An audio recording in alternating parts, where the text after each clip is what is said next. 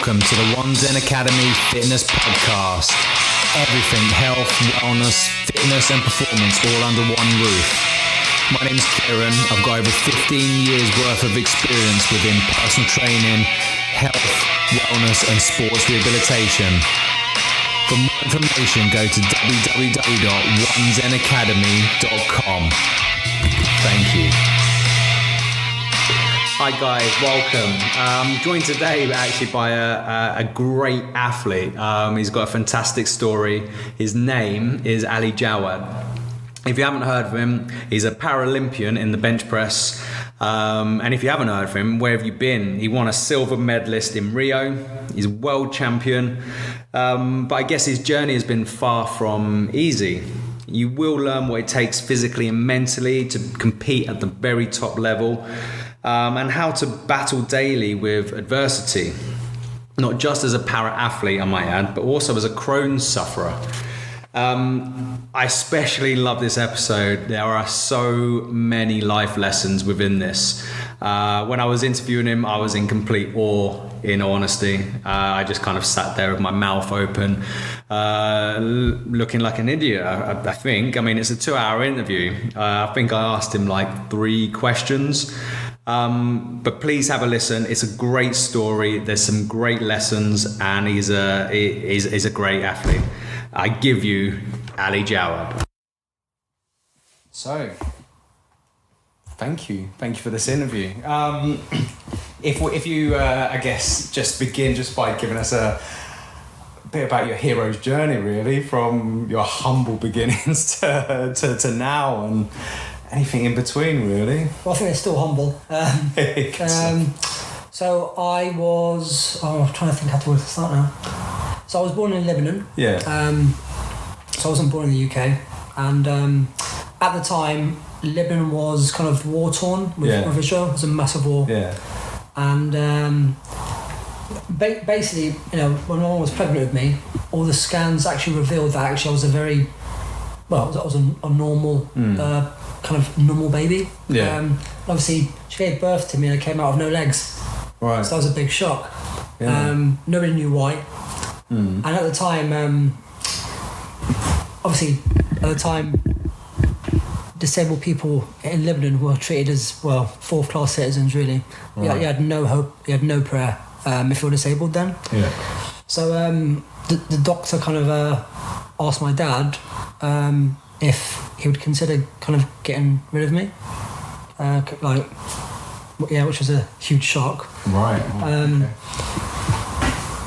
And well, for them it was like, well, how are we going to support this, disabled person in a country that doesn't offer any opportunities? It's war torn. Actually, maybe it is better that we don't keep him. It was actually my granddad that stepped in and said, no. Well, like we're blessed, we're going to keep him, and you need to go to another country that's going to support you guys. So we looked at the time we looked at Australia and England, like 2 countries that were very well developed, offered more opportunities for disabled people, and also my parents were really concerned about actually me walking. That's all they wanted. But my uncle was living in the UK at the time, and he told them about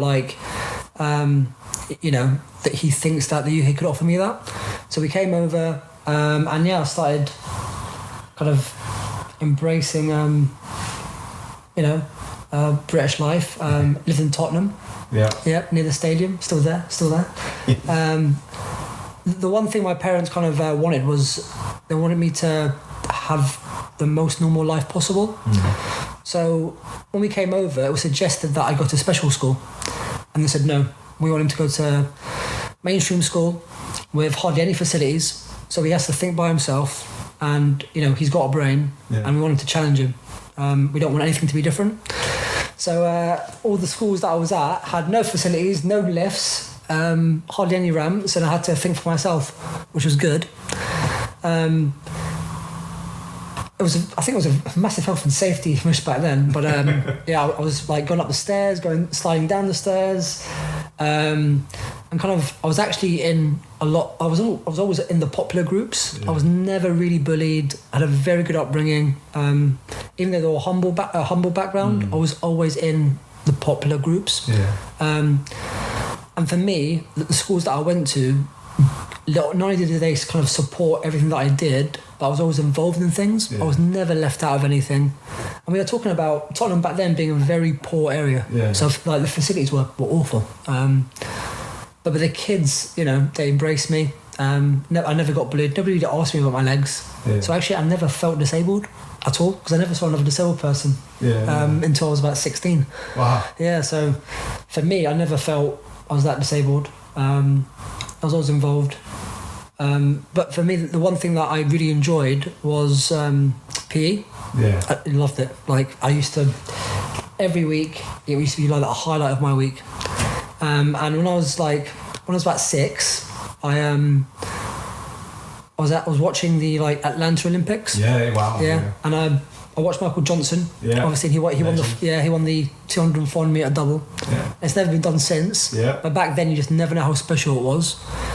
And for me, it was what got me was, like, not only was his performances, but it was when he was on top of the podium, and he was literally crying his eyes out when the kind of national anthem came on. Now, at the time, obviously, I didn't really notice whether or not he was British or American, or, you know, I just didn't notice what country he was from. I just thought, what's making him cry like that? Obviously, what he's just done is like incredible. And I thought, I want to do that. But I realised, wait a minute, he's running, I can't run, so I need to find something that I can do to be like him. So ever since I was 6, I've wanted to go to, well, back then I thought it was the Olympics, but obviously growing up, you know, it became the Paralympics, because it, you know, back, you know, in '96, nobody really knew about the Paralympic Games. I didn't know about it until I was probably 11. That was when it was first mentioned to me. But yeah, so I needed to find a sport that I was good at to try and get there. So it wasn't until I was 11 actually when I actually found the sport, and it was judo. It was actually a really funny story. I was in the playground. Somebody was, I don't know, taking the mickey out of me. I don't know what they were saying. I can't remember. But I got angry, so I jumped off my wheelchair and I wrestled them to the ground and started beating them up. Wow. So I thought, I've got their legs, literally shoved them under the ground and started hitting them. And people were like, oh my God, this legless person who just like jumped on like whoever it was. The teacher saw me and got a massive turn off, because it's not like me at all. I'm quite a very patient person. I don't really get angry. She goes to me, right, you got detention. Now, I've never had detention in my life. I was like, oh my God, my parents are going to kill me. Like, I'm supposed to be like quite an academic person and being raised very well. They're going to kill me. But I thought, because my parents don't really know what detention means, and it was only an hour after school, I can say that actually, I can trick them and say, come get me at 4 instead of 3 because I've got after school club. Of course, And that's what I did. So the teacher said, right, I want you to come to the sports hall at 3 o'clock. I was like, what? Like, detention's usually in the classroom and you're supposed to do your homework. She goes, no, come to the sports hall. I was like, all right, that's weird. So got there and I got my bag, got my books, and I thought, she's going to make me do my homework.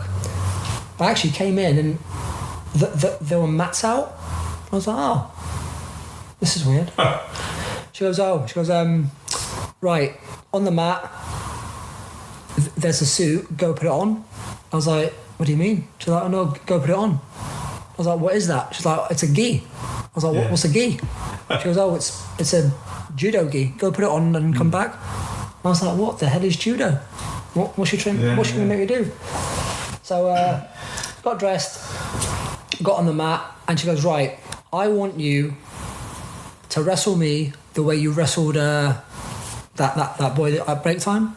I was like, you want me to fight you, miss? Because if this is a trick. She goes, no, I want you to do what you did to him.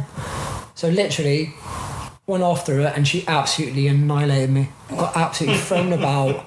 I was very embarrassed. My ego was like, in a bad way afterwards. She goes, "You've got the strength, but you haven't got the skills. You haven't got the brain yet." Yeah. She goes, "Do you know why I asked you to come here?" I was like, "To tell me off, to beat me up." She said, "No." She was like, "I think you've got a lot of potential in judo. I've never seen anybody with no legs do that to somebody." I was like, "Okay." She's like, "Well, I used to compete for Great Britain. I can teach. I want you to compete at the London Youth Games." Wow. I was like, "Against people with legs?" She was like, "Yeah." I was like, okay. When are they? Well, she said they're in 2 weeks. I was like, that's not going to give me enough time. She goes, "No, but I think you're strong enough to take the kids on. You just have to learn the technique and the rules." She goes, "I want you to come 4 times a week after school. I'll talk to your parents and we'll make it happen." So, yeah, like, we had like 8 or 9 sessions with her before the youth games. And I remember thinking, this could be the sport that takes me to the games. And it's just by sheer accident. So I bought my gi, got my license, and like the day of the youth games, I was like so excited.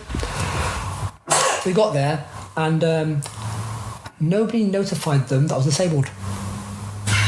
So when I got there, they're like, "What are you doing?" I was like, "Oh, I'm competing." They're like, "No, you're not. Insurance does not cover you. You know, like, you're disabled, you don't compete. You compete against with other disabled people." I was like, there's no disability judo. So the competition got postponed. I remember this for 2 hours because they were trying to find legally if they were insured if I could compete. Wow. I remember this very well. And the teacher was like, "If you don't let him compete, we'll sue you. We will take you to court. It's discrimination. I know he's good enough. You have to let him compete." And their argument was, he's going to get hurt, and the people I'm up against, potentially, I could actually face are British junior champions. So it's actually, the kids were very high level for the age group. And they said that I just I've not been in the sport enough to justify me going in. And she said, "Look, I've seen him like fight. He's going to be good enough." So after 2 hours of arguing, I think I managed to get bronze. I went all the way to bronze. I beat a lot of the top judo age group champions. The things that I lacked was fitness.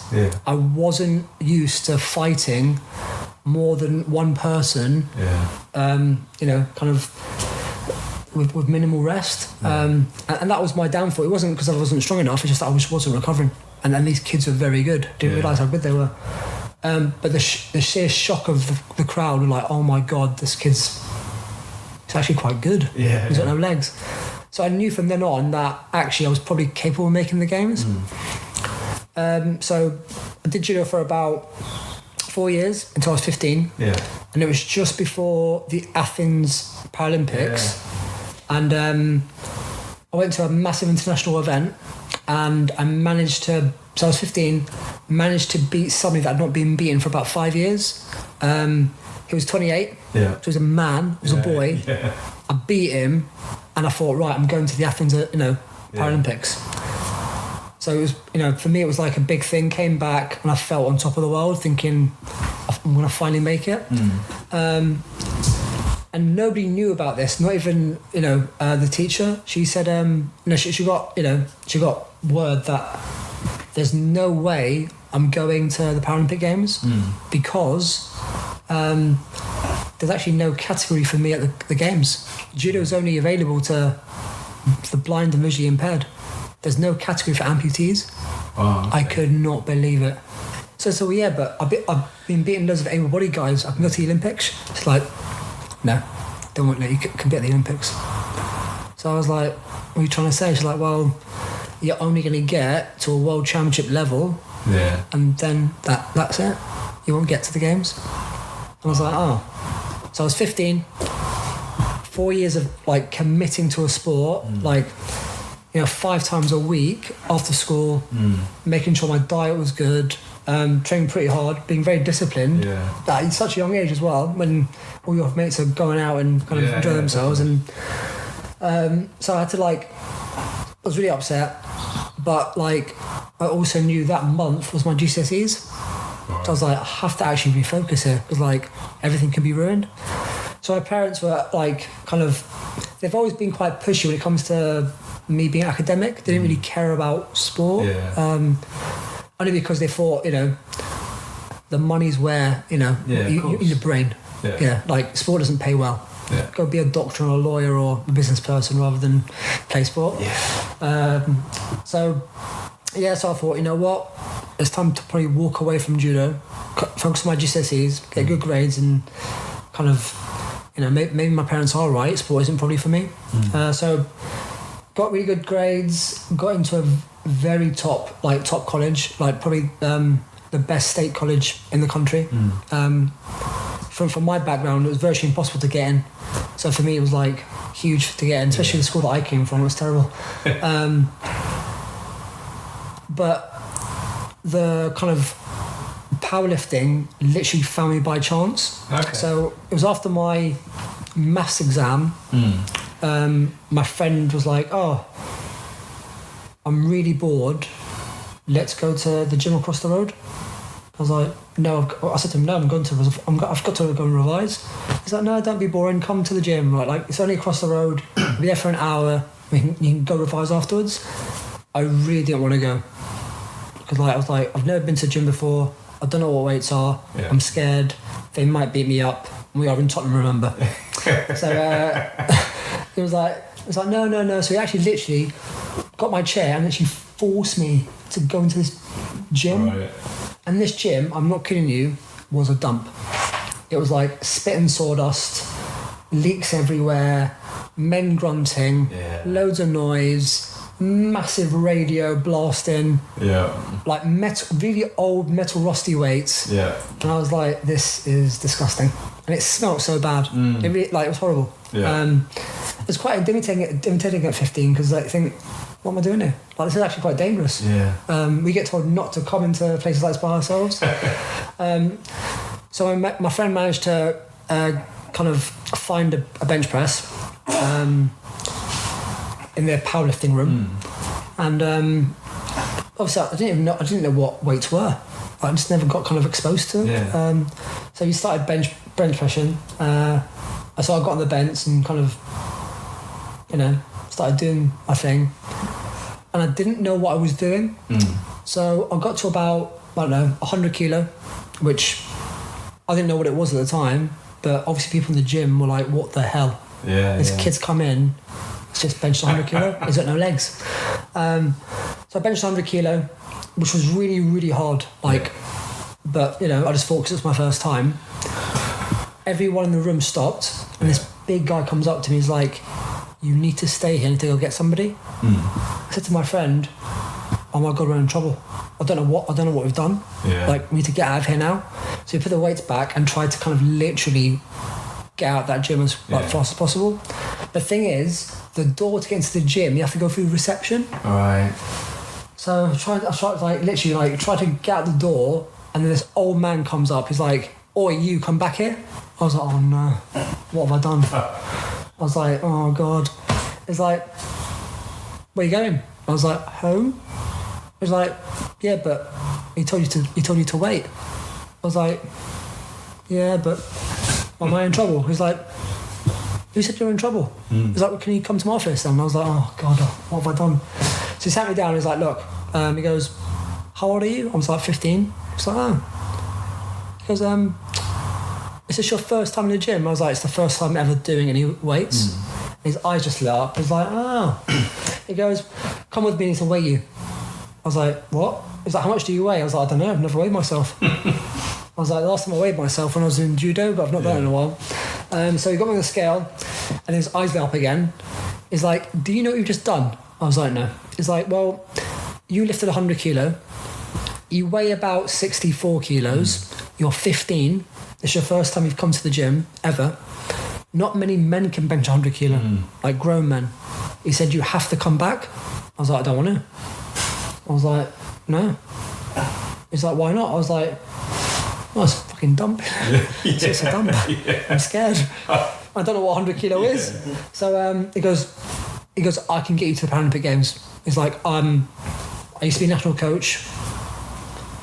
I see a lot of, he goes, I've been around a lot of talent. I think you're the most talented person I've ever seen. And I've seen a lot of talented people. And I was like, okay.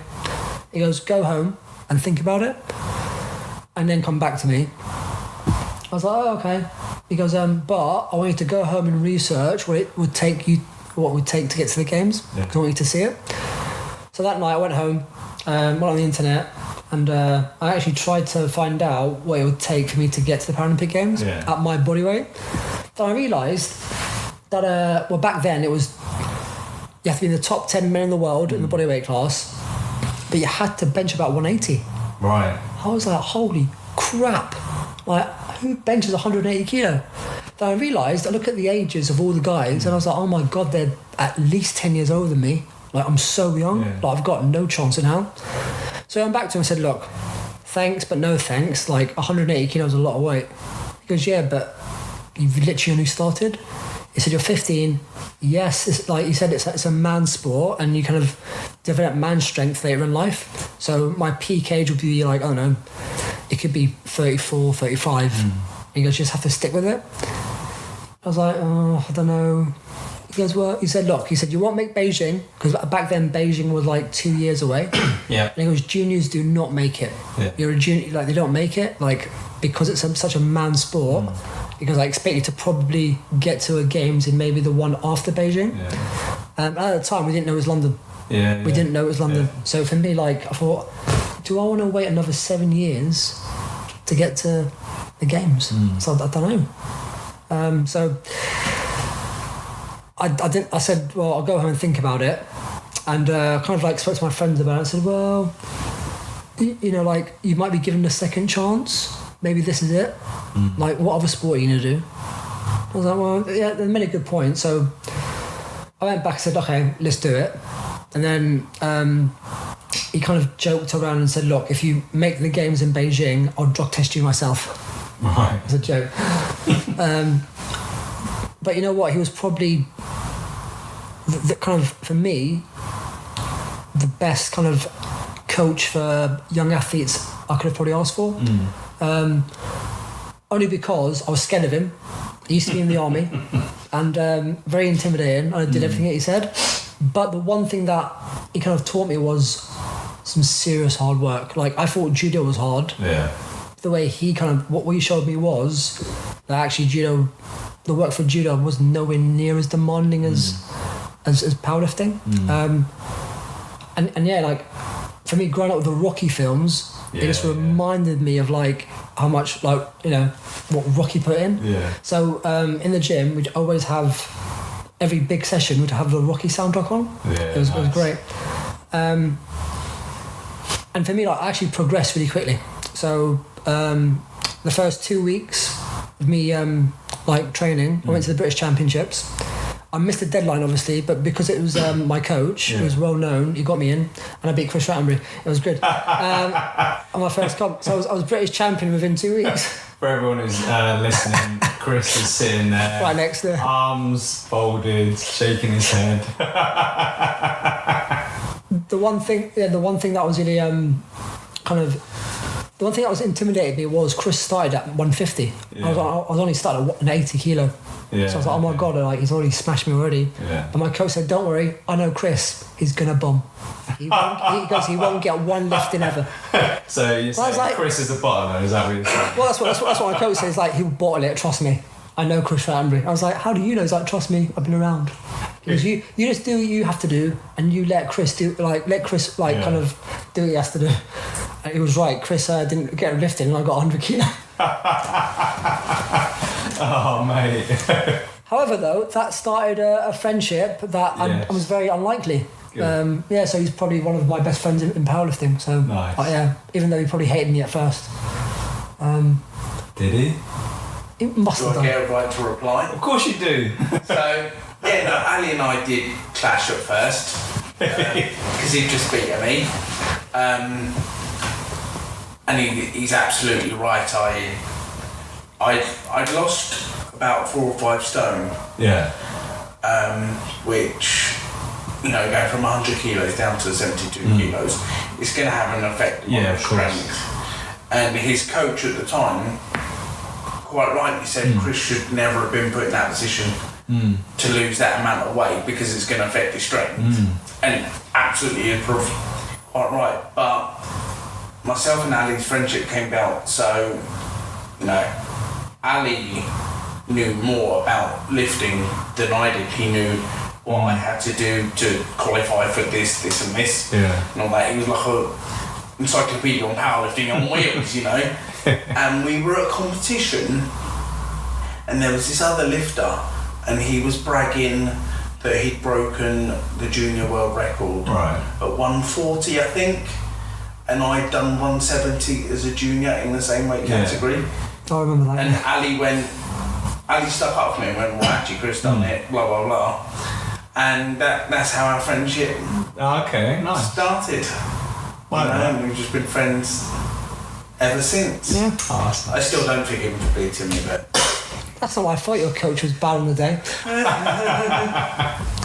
But yeah, like that British Championships made me realise actually like I could potentially make the games. Maybe not Beijing because it's so close, but maybe the one after. Yeah. But within 18 months, I went from 100 to 190 kilo. Wow. Like as a junior, that's unprecedented. You don't do that. The thing is, the one thing that I struggled with was actually to replicate my gym performance into competition. For some weird reason, I'd lose 10 to 15 kilo in comp. I did not get why. I was like, training's gone so well. I'm, like, what is it about training that I like more than competition? So there's like a 6-month kind of period where I just plateaued. I plateaued at about 170, and obviously to qualify for the games was about 180, and I knew that.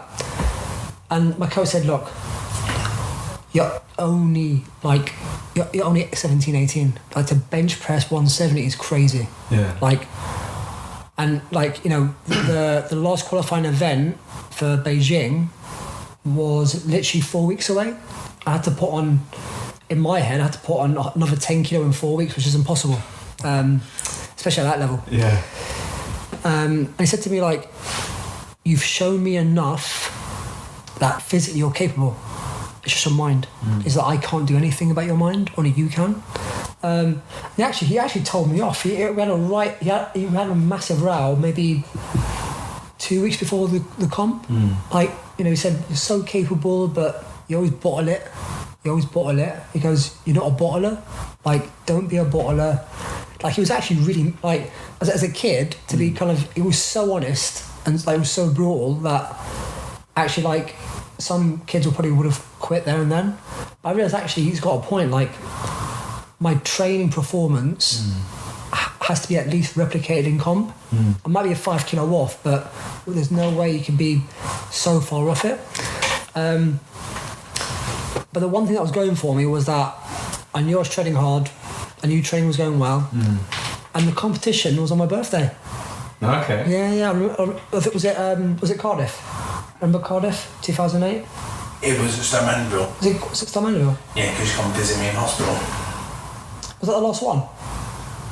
Sorry? That wasn't the last one. I was Mandeville first, then Cardiff. Oh, was it? Yeah. Oh. I remember. Because I went... No, it could be St Mandeville actually. It was Cardiff first, then St Mandeville. Yeah. So, at the Common St Mandeville, it was on my birthday, and it was literally the last event, the qualifying event for the games, and my coach said, right, so like my competition PB was on 70, because I'm going to start you on 72. I was like, what? I was like, why? He's like, just trust me. I was like, no. I was like, I'm going to bomb like Chris. I want to be a bomber like Chris. I can't do it. You're going to embarrass me in front of everybody on my birthday. He goes, you have to trust me. So it was probably his way of going, right, I have to put him under some sort of pressure to see if he could take it. Yeah. And that'll probably kind of show him whether or not I've got it or not, like mentally.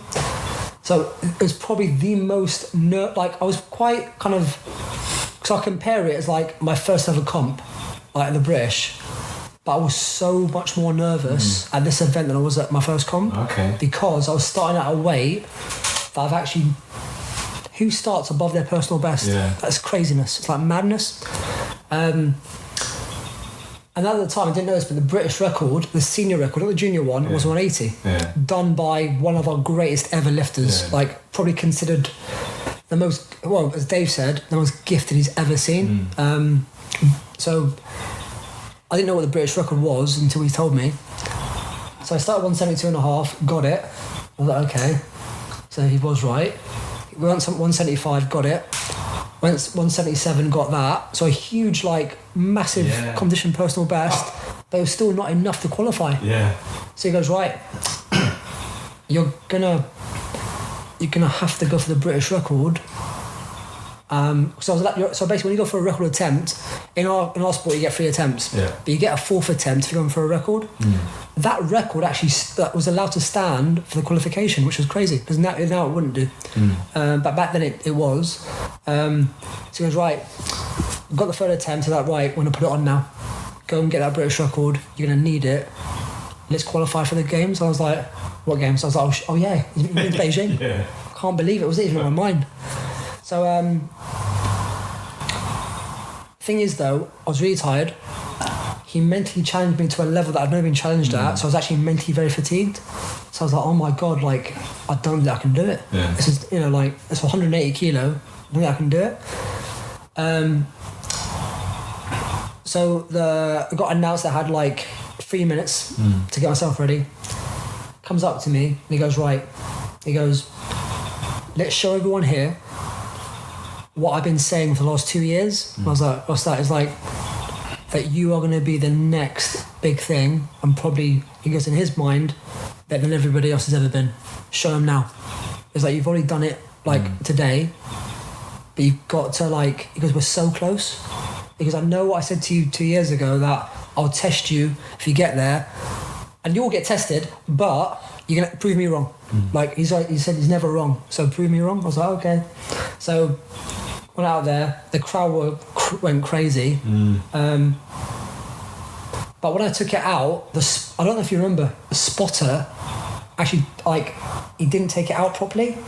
And I knew the rules. I knew that before the start come, I can put it back. Yeah. So I wasn't happy with the takeout, so I put it back, and people started gasping because they've never seen it before. Yeah.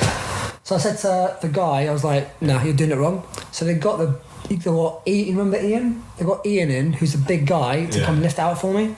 So I lifted it out. I got the lift. I couldn't believe it. It was for me, it was the best feeling ever. Like a British senior record as a junior, but I was going to the games. Like kind of my dream accomplished in a sport that I never thought I was going to do it at, because I thought it was going to be judo. Yeah. Let's just say, it felt like I'd won the Paralympic Games going home that night, because I got a kebab and a cake. It was the best tasting kebab and cake I've ever had. And because also I was also kind of in the process of starting college as well, because it was the summer. For me it was just like, studying, like, my life now was about to change, but also I've got this huge responsibility of, like, getting to a games in the best I can be, but also starting college. Yeah. So it's actually 2 big life-changing events that I had to balance within a short space of time. I didn't know what to do. I had no clue how to do it. Just had to go along with the flow. And I actually, back then I wasn't even on the program. So I was on the GB team, but I wasn't really on the program. I was kind of like the junior that could break into that team. Yeah. But obviously qualifying for the games meant I got way more support. And back then, like, even though I thought it was a professional setup, it's not how it is now. Yeah. Like, now we've got it, like, really, really good. Yeah. Back then, if you look back, you're like thinking, wow, actually a lot of things have changed. And the support you get now is, unprecedented now. We get a lot of support then. What was the main differences? I think so back then, we didn't have any lifestyle advisors, when now we do. Yeah. So basic lifestyle advisor for us is they kind of support you as not as an athlete but as a person. Yeah. So they kind of help you kind of organise your life. Yeah. They want you to excel, like not only in sport but outside of sport. Yeah. They also want you to pursue career opportunities, help you with kind of qualifications.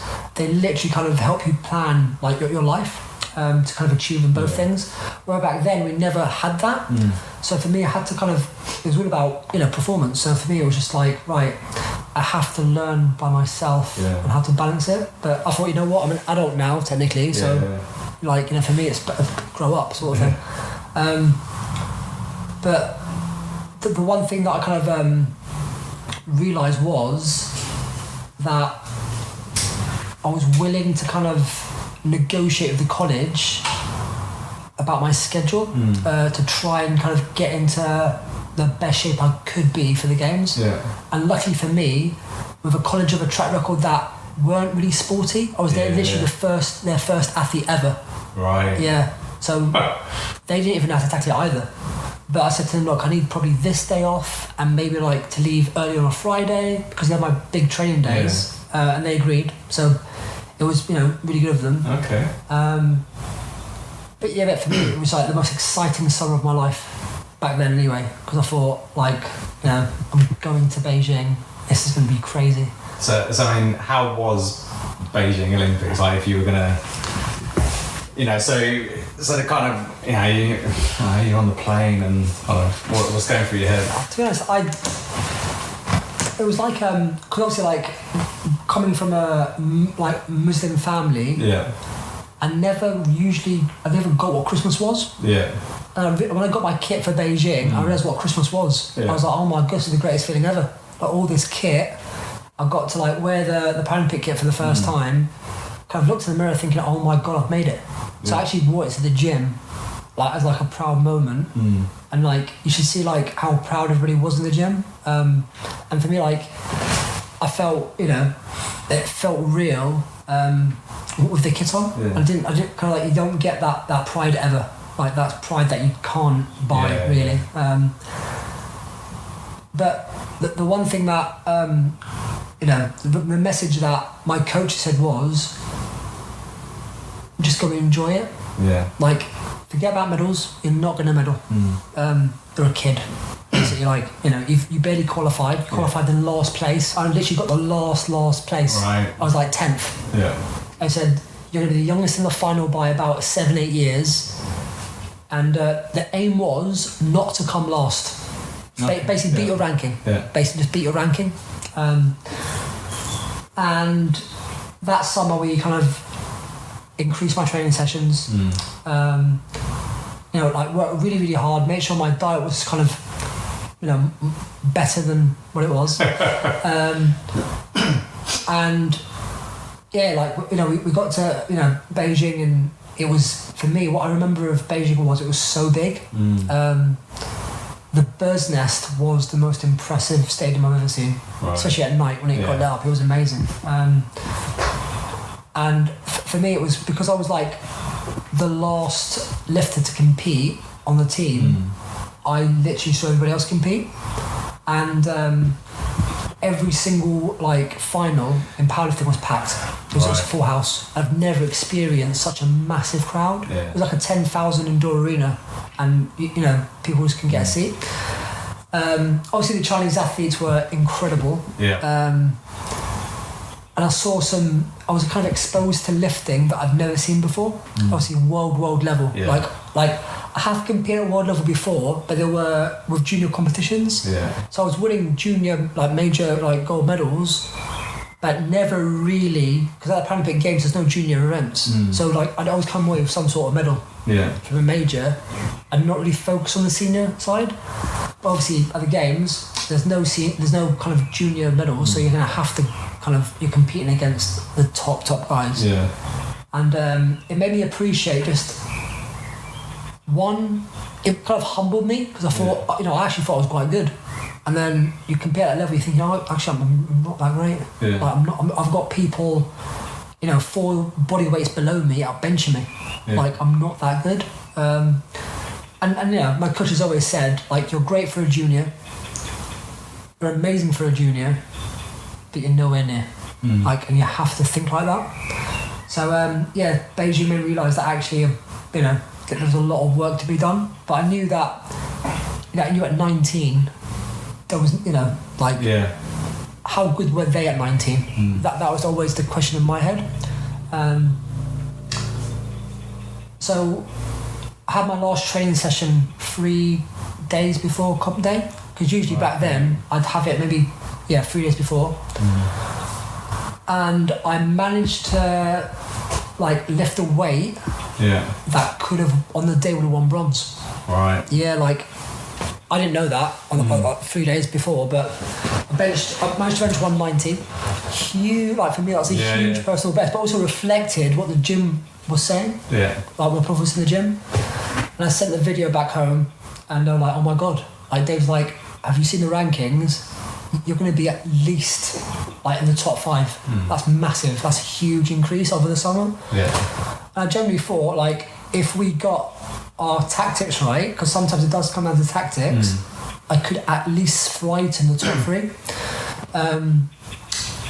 So I was buzzing, going around the village like I owned it. I was really happy. And the night before I competed, it was literally about 6 o'clock in the evening.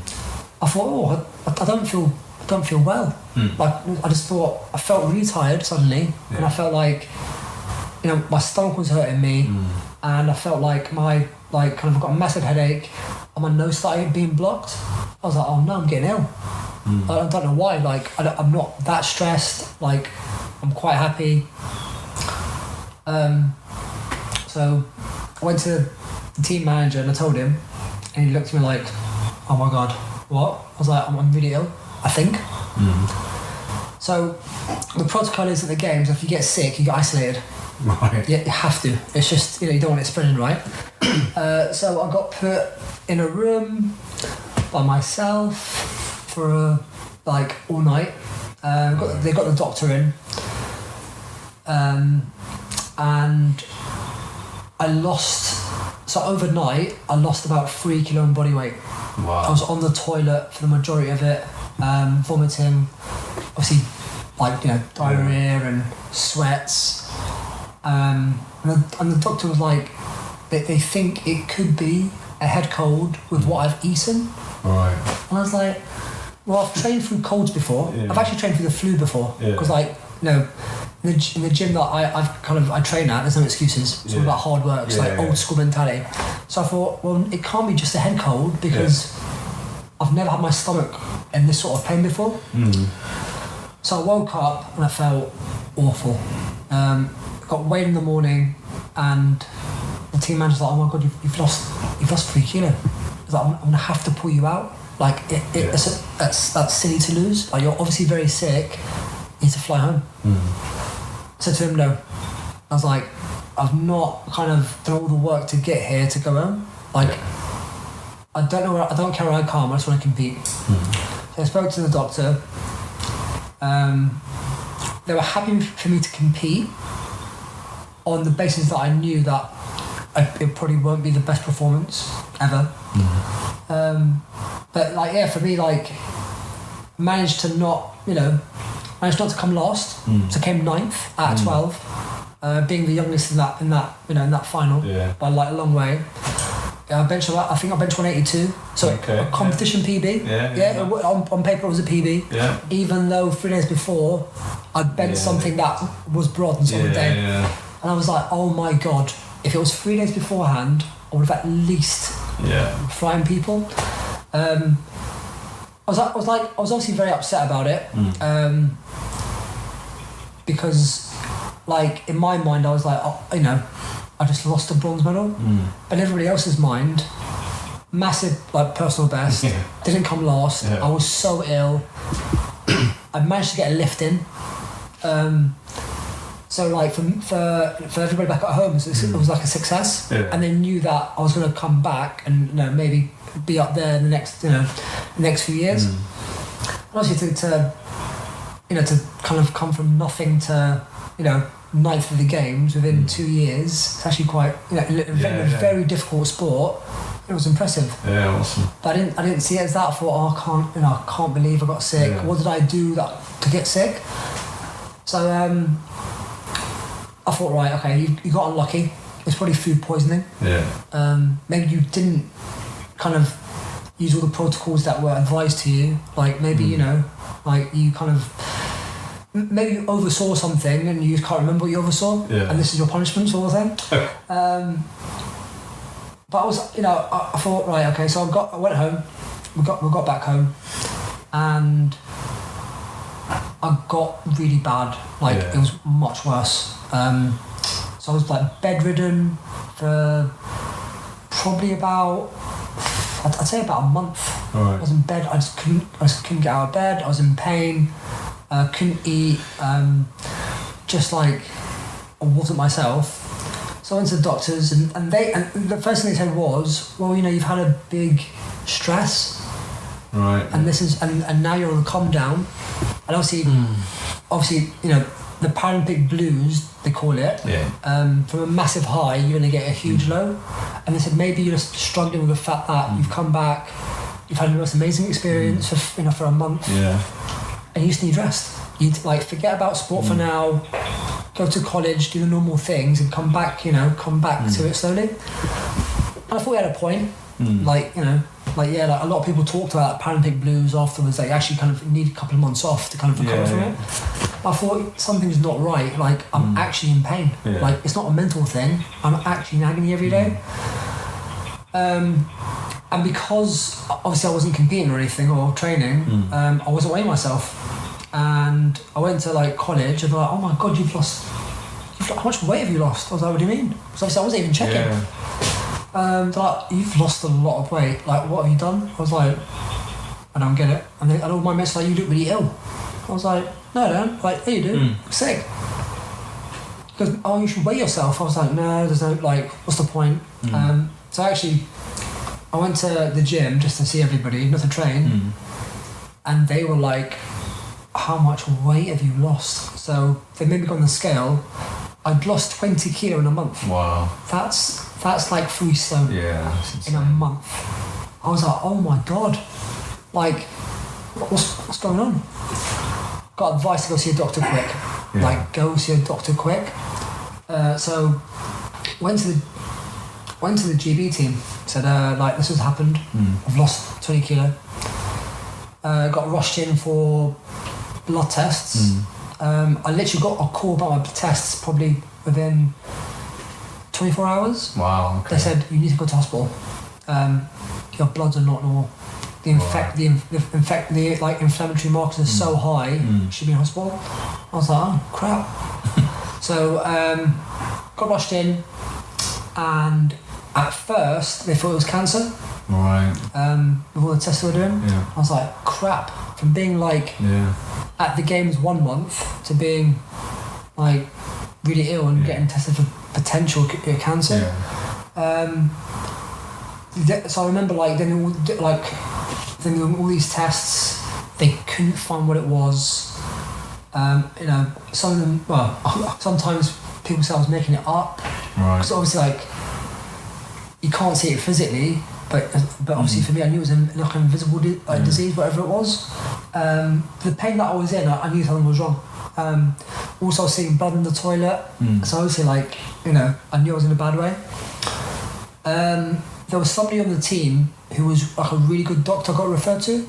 So he saw my bloods, and he said, "This reminds." He goes, "The bloods are very, very kind of similar to somebody with IBD." So you know, Crohn's or colitis. I was like, what the hell is that? It's like, I'd like to get you a colonoscopy. I just want to see.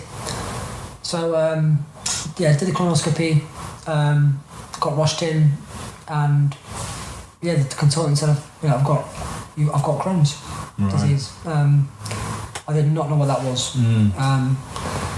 So I thought, well, I'll take some medication and it'll go away. As I was being a naive little kid. And the consultant started laughing at me. They said, no, you do realise this is not, we can't cure it.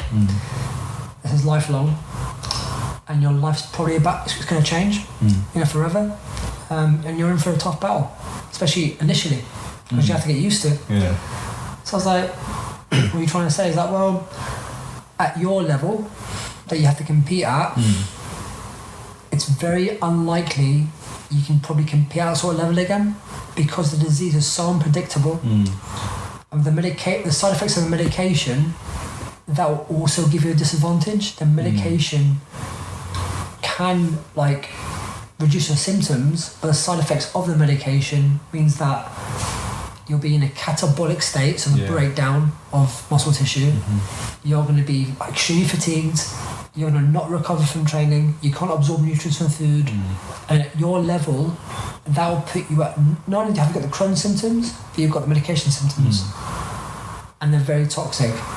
And he said he doesn't know if I'll be able to compete at that sort of level again. And I looked at him like, are you telling me to retire? He's like, no, I'm telling you that it's going to be very difficult for you. And he said that he can't think of a Crohn's sufferer that's ever won a medal at the Olympics or Paralympics before. So I thought at 19, I thought, this is nuts. Massive dream, and somebody was telling me that this could be over now. Yeah. So I went home and did my research on Crohn's. It's quite scary that I've got a disease that will never be really cured. So did my research.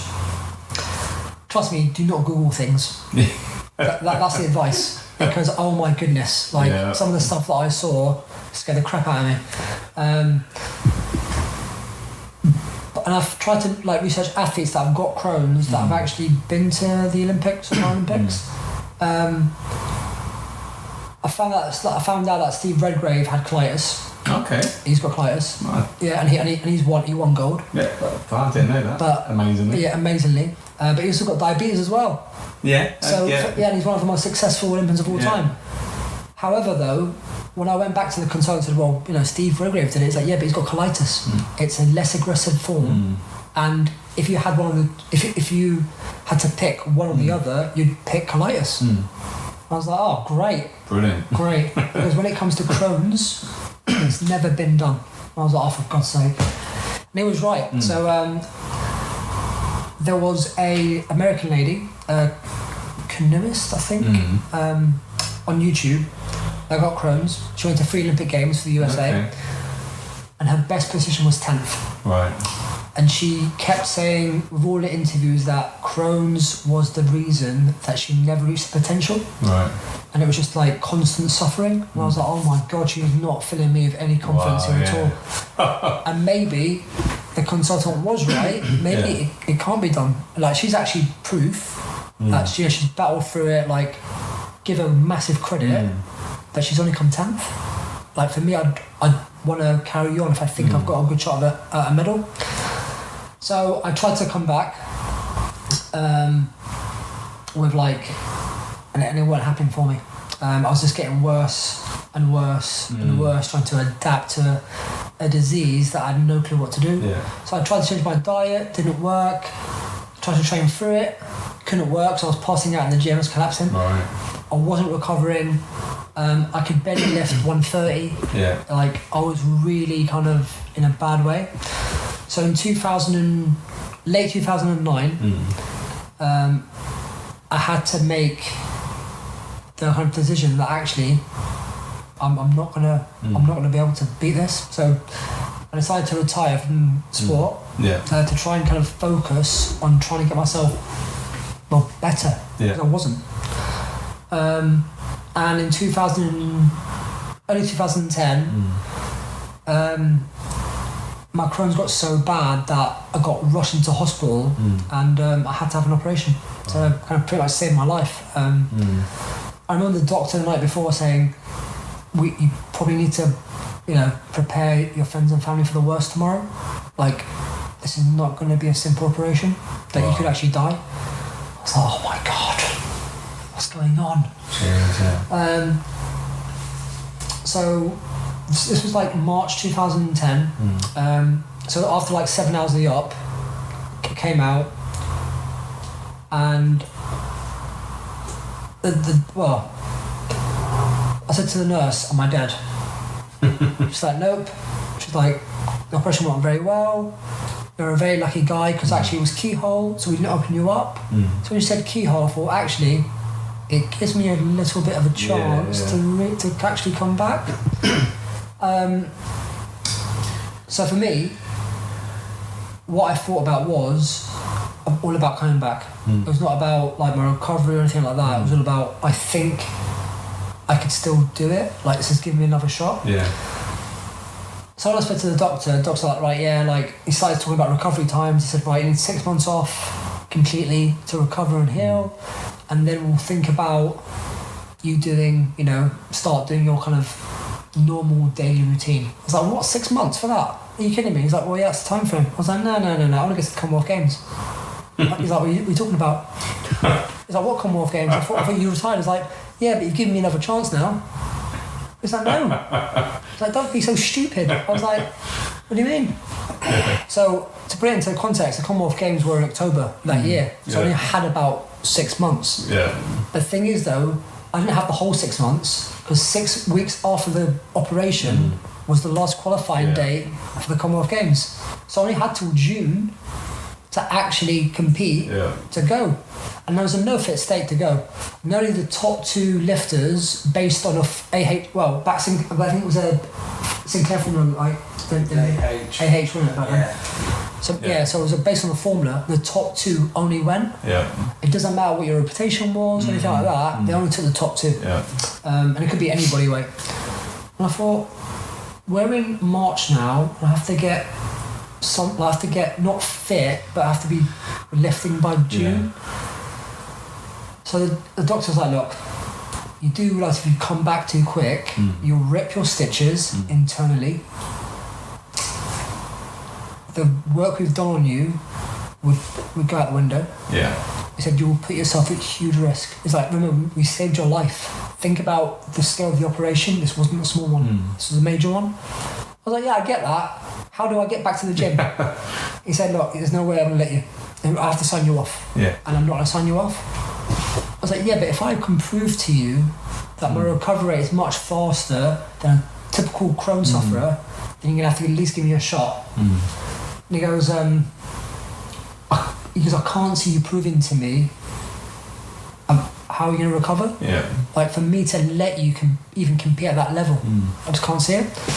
So I was in the hospital for about a week, and then he said, right, I want to see you in 7 days. So went back home, obviously was in bed all week. I went to see him, and he looked at my stitches, and he was actually in shock at the recovery, like my stitches, like you can hardly see them. Yeah. And he goes, your recovery, like usually we'd see it still being there, but the way you've recovered in the last 2 weeks is like somebody's recovered in like 4 months. That's ridiculous. What have you been doing? I was like, nothing. It's natural. Yeah. He goes, okay, I'll make you a deal. Give me, like he said, give it another 7 days. Don't do anything. And if you can do certain exercises in my presence, as in like turning and putting pressure through it without pain, then I'll sign you off. But I need your coach to be here too, because I need to tell him what not to do with you. Like, Yeah. So I was like, all right. So I went home, I thought, right, if I could, I think I know what exercise he's going to give me. If I can practice now without him knowing, he won't know. Yeah. But all at the same time, if I hurt myself, I'm screwed. Yeah. But what I did was, without his knowledge, was I actually went to the gym and I tested my 1RM. Why not? Don't do that, kids. Why not? Yeah. Don't do that, kids. Yeah, I was like, oh no. And it was the worst pain of my life. I thought I was dying. So you did literally the exact opposite. Yeah. Interesting. And I thought, yeah. So, people were fuming at me. They were so my parents were so. I remember. Yeah. I got the worst telling off I've ever gotten. Yeah. I did it behind the coach's back because he wasn't on shift that day, so he got told that I came in, and he thought I just came in just to hang out. Because I sometimes just hang out. Yeah. But no, people said that if they watched me lift, so I got a massive telling off from the coaches as well. So I benched I weighed about, after the operation, I weighed about 50 kilo. Wow. So obviously at the games in Beijing, I weighed about 72 kilo. But yeah, I benched 110 kilo. Okay. Yeah. So my post-op, so it was like over double body weight. Yeah. Massive up. Yeah. I'd not trained for nearly a year with all the symptoms and the op and everything. Good foundation, yeah. Good foundation, I thought. Yeah. I thought it was a good start. But I actually thought I ripped my internal stitches. I was like, I think I've ripped them. Oh shit. Yeah. So I went home that night in absolute agony, went to the toilet, blood everywhere. I was like, I'll wait till tomorrow to see if it gets worse. If it doesn't, it means I've gotten away with it.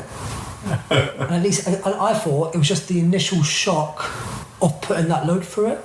Yeah. It just had to be stretched. Yeah. That's what I thought. Yeah, That's my thinking. That's a logic. Yeah, that's my thinking. Yeah. And I thought the doctor isn't a sports doctor. Yeah. He doesn't know, he was always going to be cautious. Yeah. Like you are as a doctor. He doesn't want me to die or anything. Yeah. But I was willing to test my body to the limit and see what it could really take. Yeah. So I woke up the next morning. I was sore, but there was no blood. I was like, I've gotten away with this. I've gotten away, but I was so domsy from the 1RM that I thought my muscles were going to rip. Yeah. I was like literally cramping everything the next day. It made me realise that I had 6 more days till I see him again. So I thought if I could recover and go to the gym again without him knowing, right, and get rid of these DOMs, that I could get into the consultation day actually in the right shape and surprise him.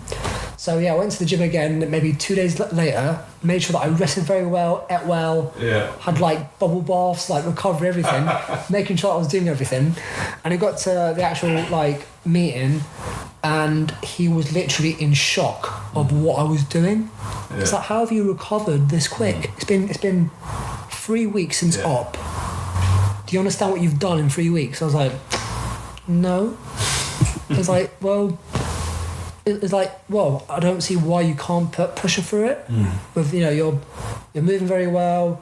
You're kind of you're kind of turning without any pain. You can apply pressure through it without any pain. Even though I wasn't any pain, I wasn't showing it on my face. So I was good at not showing it, even though he was hurting me big time. He goes, but I want you to do some sort of core stuff. I want to test it. I was like, oh no, don't. That's what hurts me the most, the core stuff.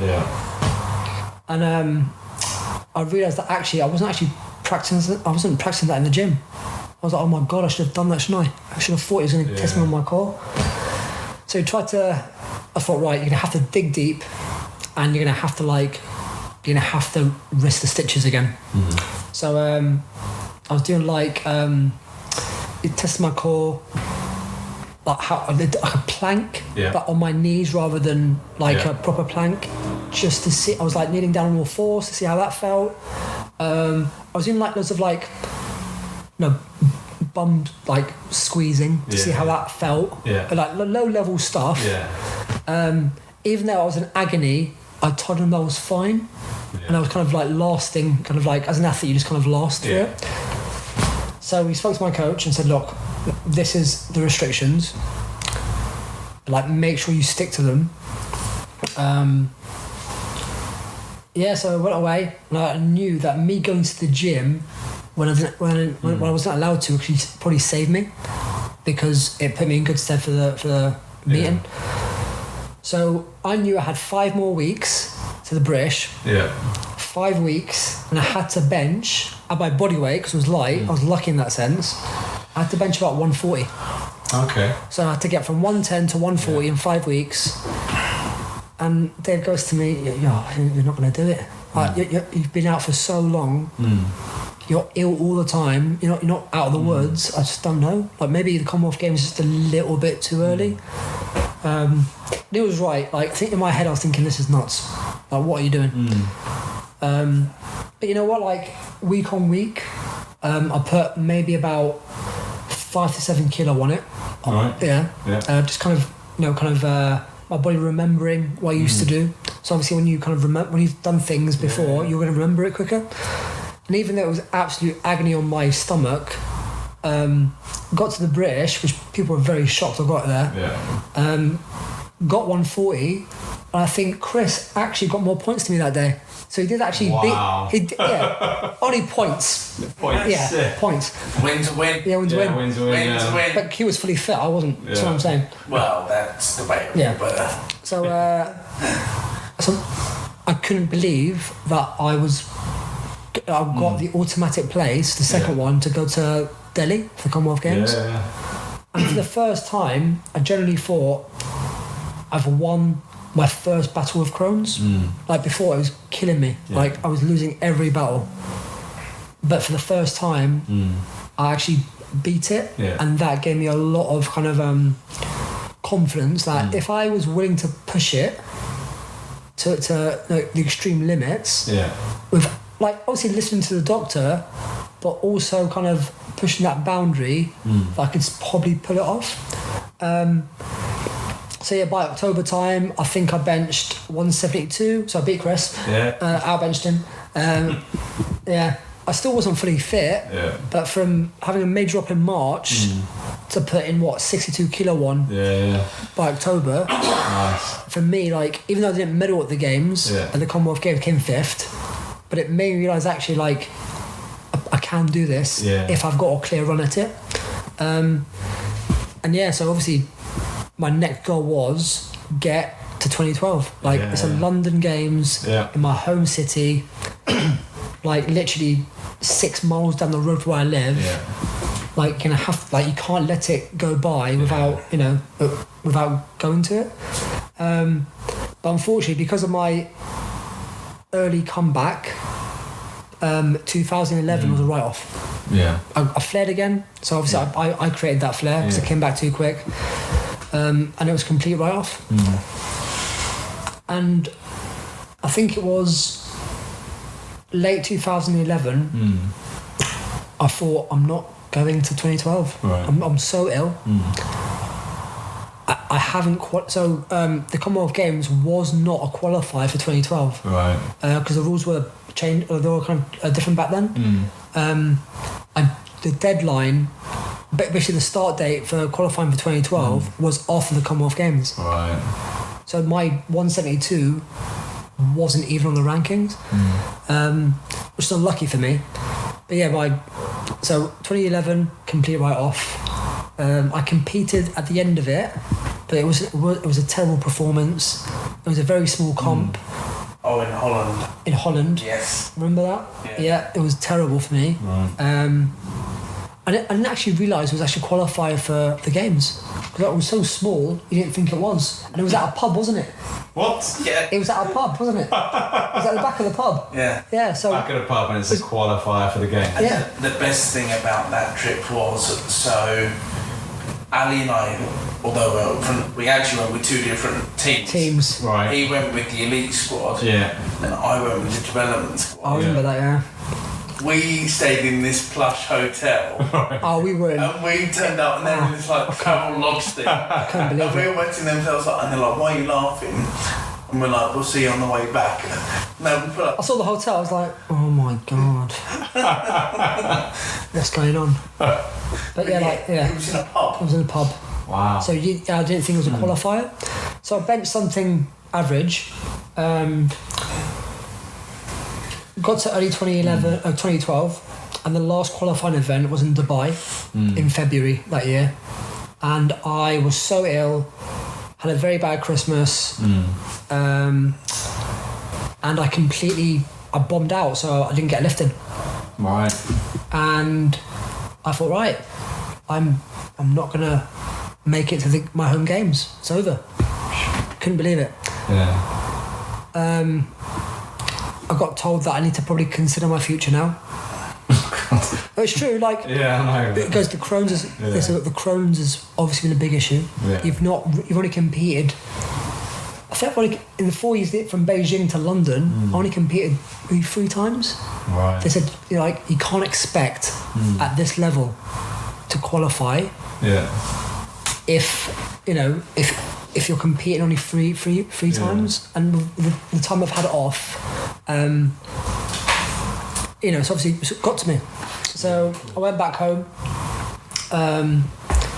and I realised actually, like, I'm not going. I can't believe it. I was in shock.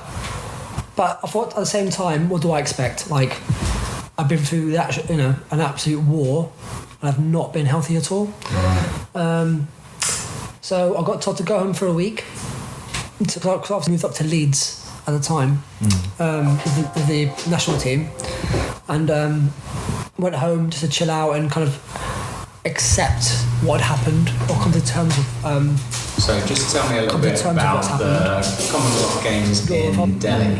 Everybody got Delhi belly. Right, of course. Luckily we didn't. We were lucky. But for a Crohn sufferer, that's very lucky. I was like, I'm winning here. But Delhi was a struggle for me, especially my first international since Beijing. Yeah, of course. From obviously the experience of Beijing to the calm down of Delhi. Yeah. But I thought it was I thought it was a alright experience. Yeah. It's just that it was just everything was last minute. Yeah. It wasn't as efficient. Yeah. Things weren't fixed. Yeah.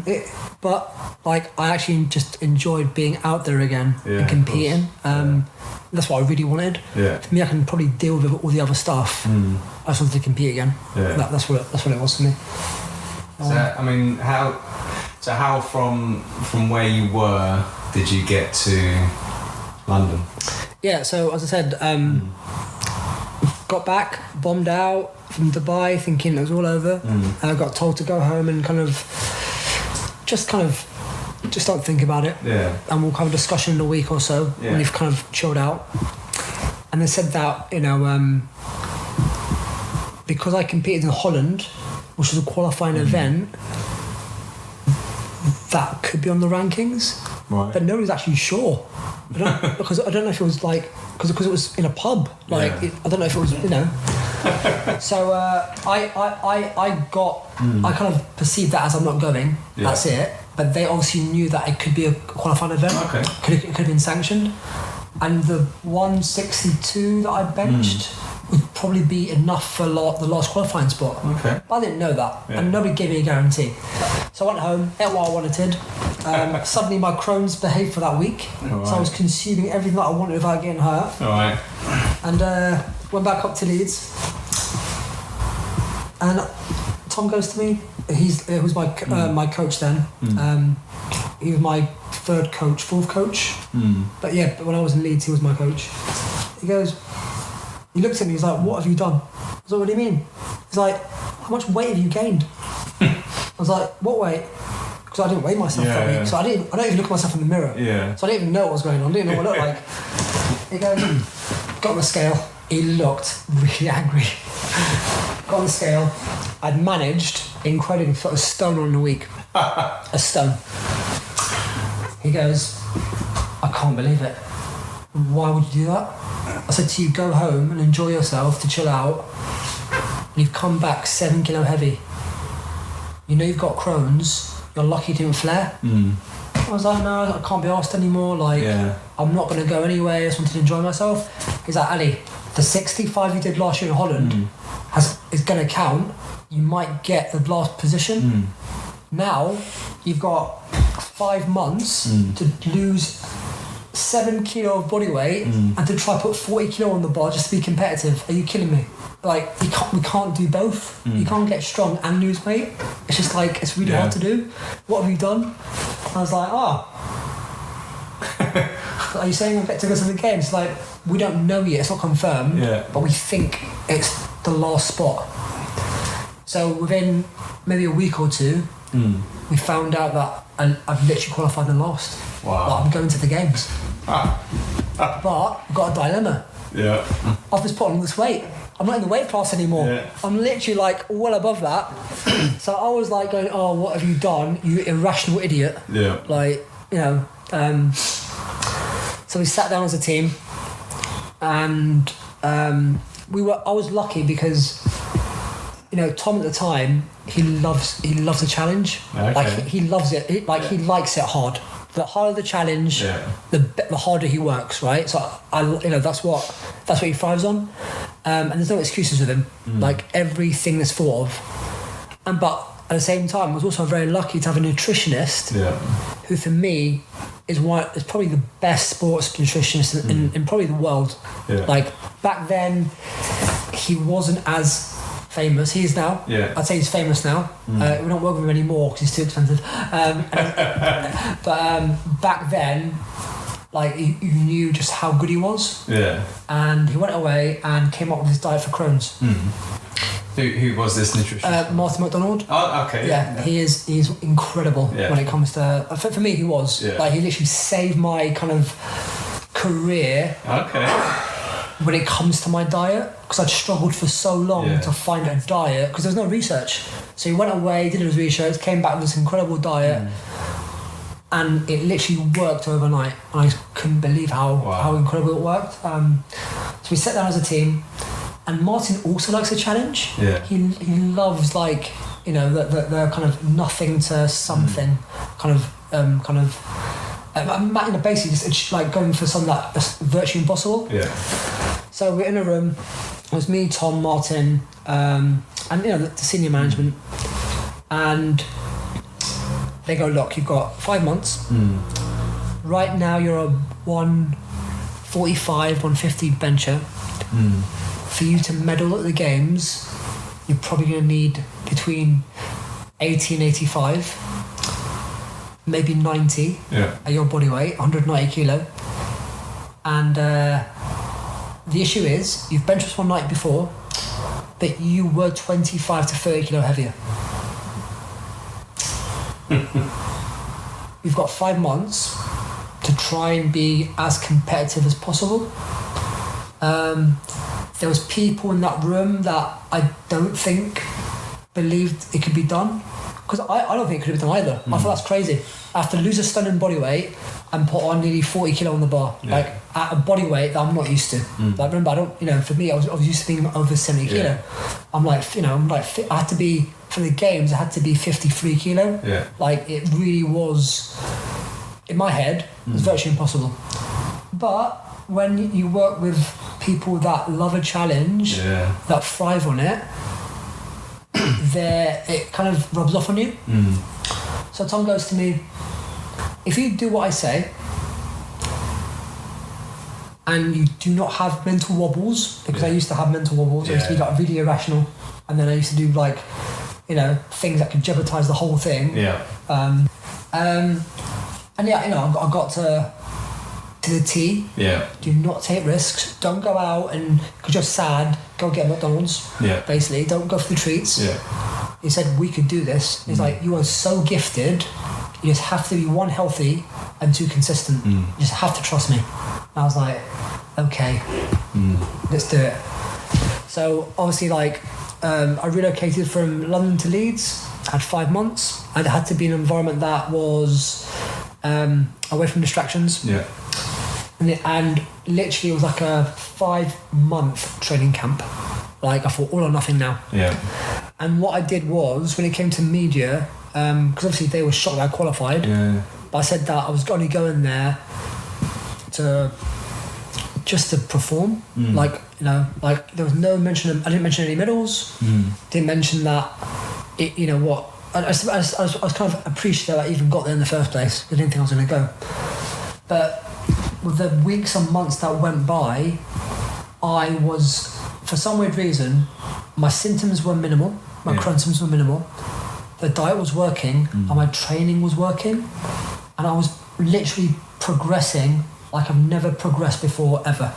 Like I was losing the weight quite quick, but I was gaining a lot on the bar, and I couldn't believe what I was doing.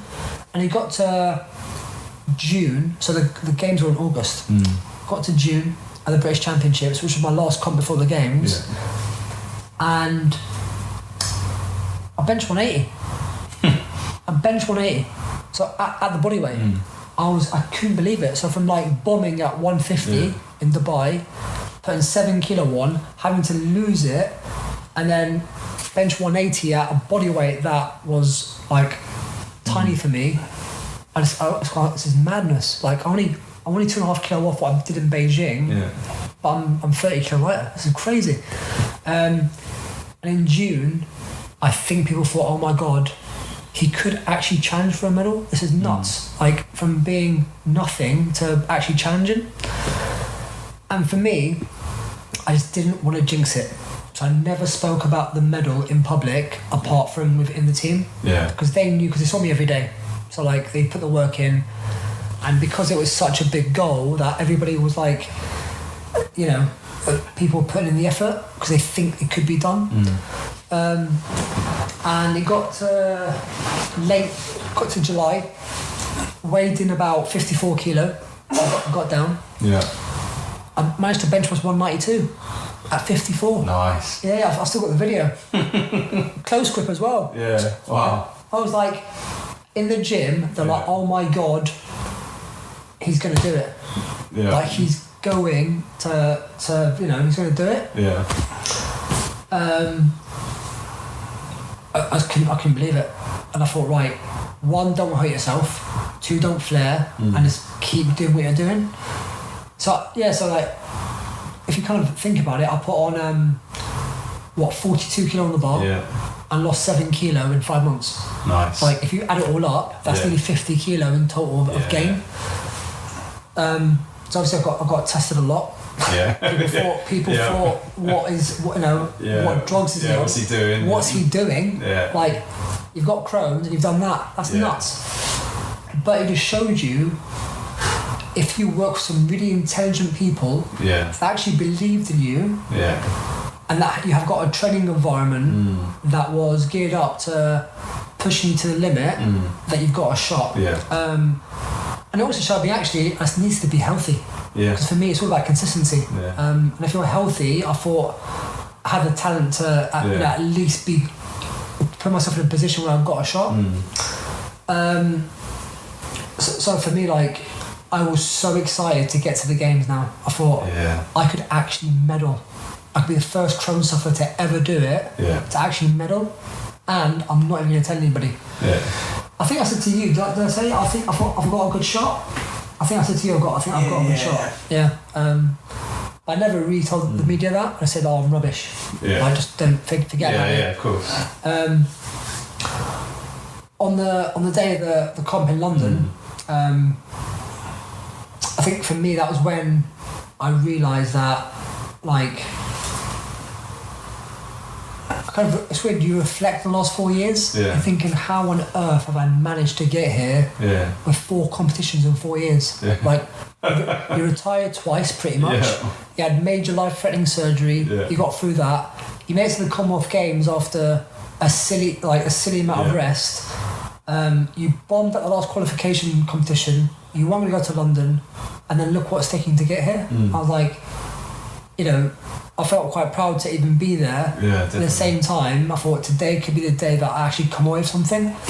But I was naive to think, and this is where my brain kind of thinks, like, back then I felt like it sounded like a movie, and usually movies end well, but Hollywood blockbusters always end well. And I thought, like me and being naive, I thought life, I think I thought I deserved some luck from what's happened to me. Like, only a little bit, but I felt that I kind of deserved some luck, like, on the day. So I woke up, I felt great, I felt like I was ready to go. Training was going really well, and went to the toilet, and for the first time in 6 months, I saw blood. I was like, oh no.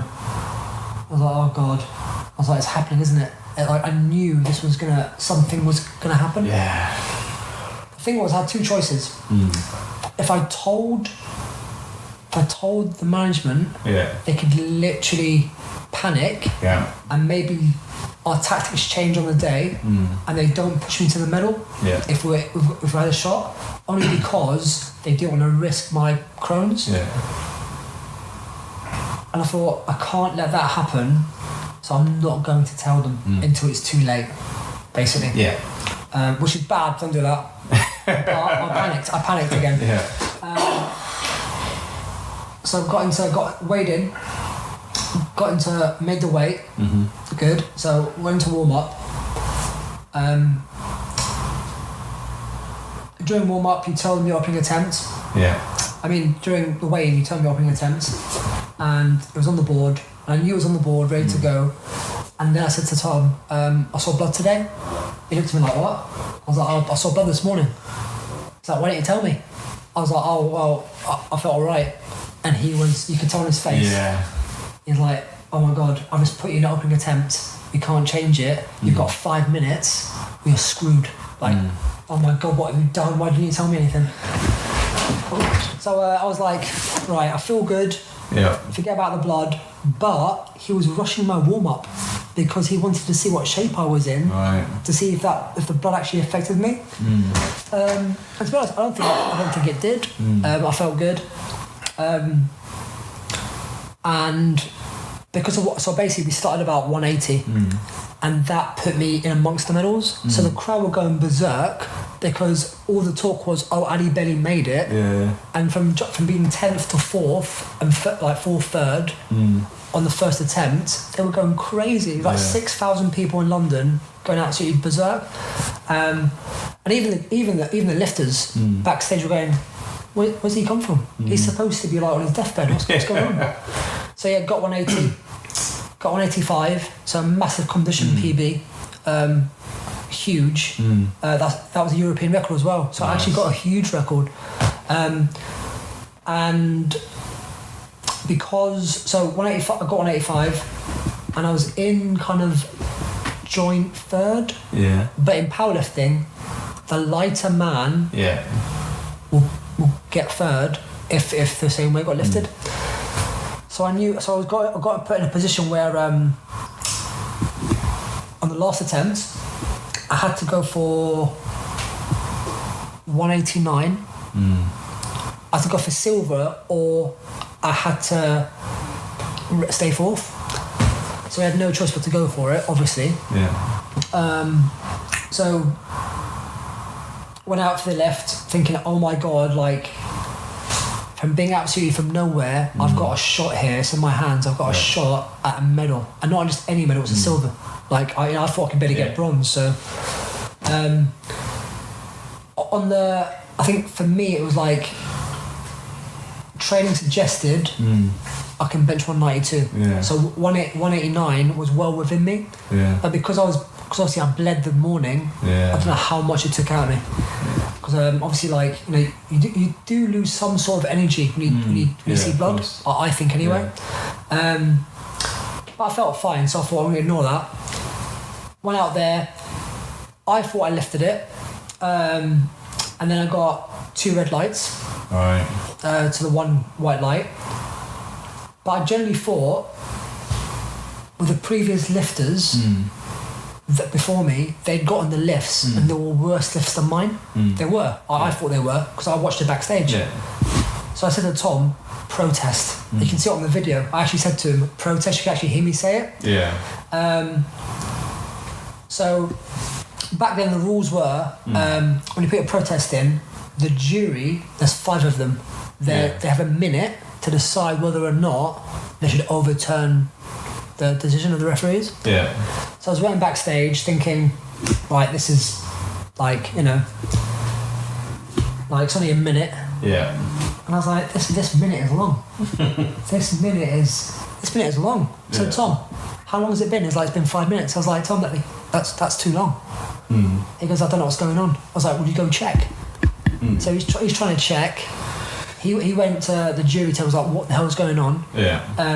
You can tell on the screens that something they were debating about something. They're looking at the screen, they were pointing, and like the other jury members were pointing, and Tom was like, come on, decide, like he's in there, like he's getting cold, like come on. The crowd were booing. Yeah. The other lifters were like, that's a good lift. I was like, oh, it's gone now.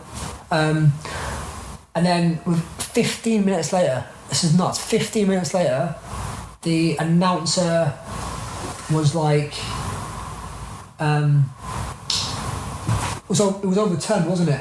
The lift was overturned. So I thought I'd won the silver. Right. And I was like, I think I won the silver. It's been overturned.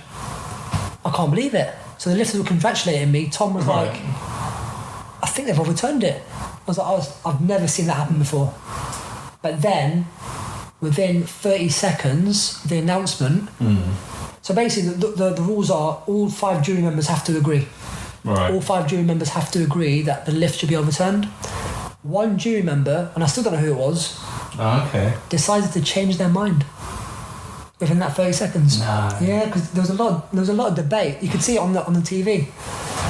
And then the announcer was like, Ali Jawad, you've got 3 minutes to be ready. I was like, ready for what? Tom's like, oh no. So Tom was looking through the rule book. Looking through the rule book thinking, what is going on?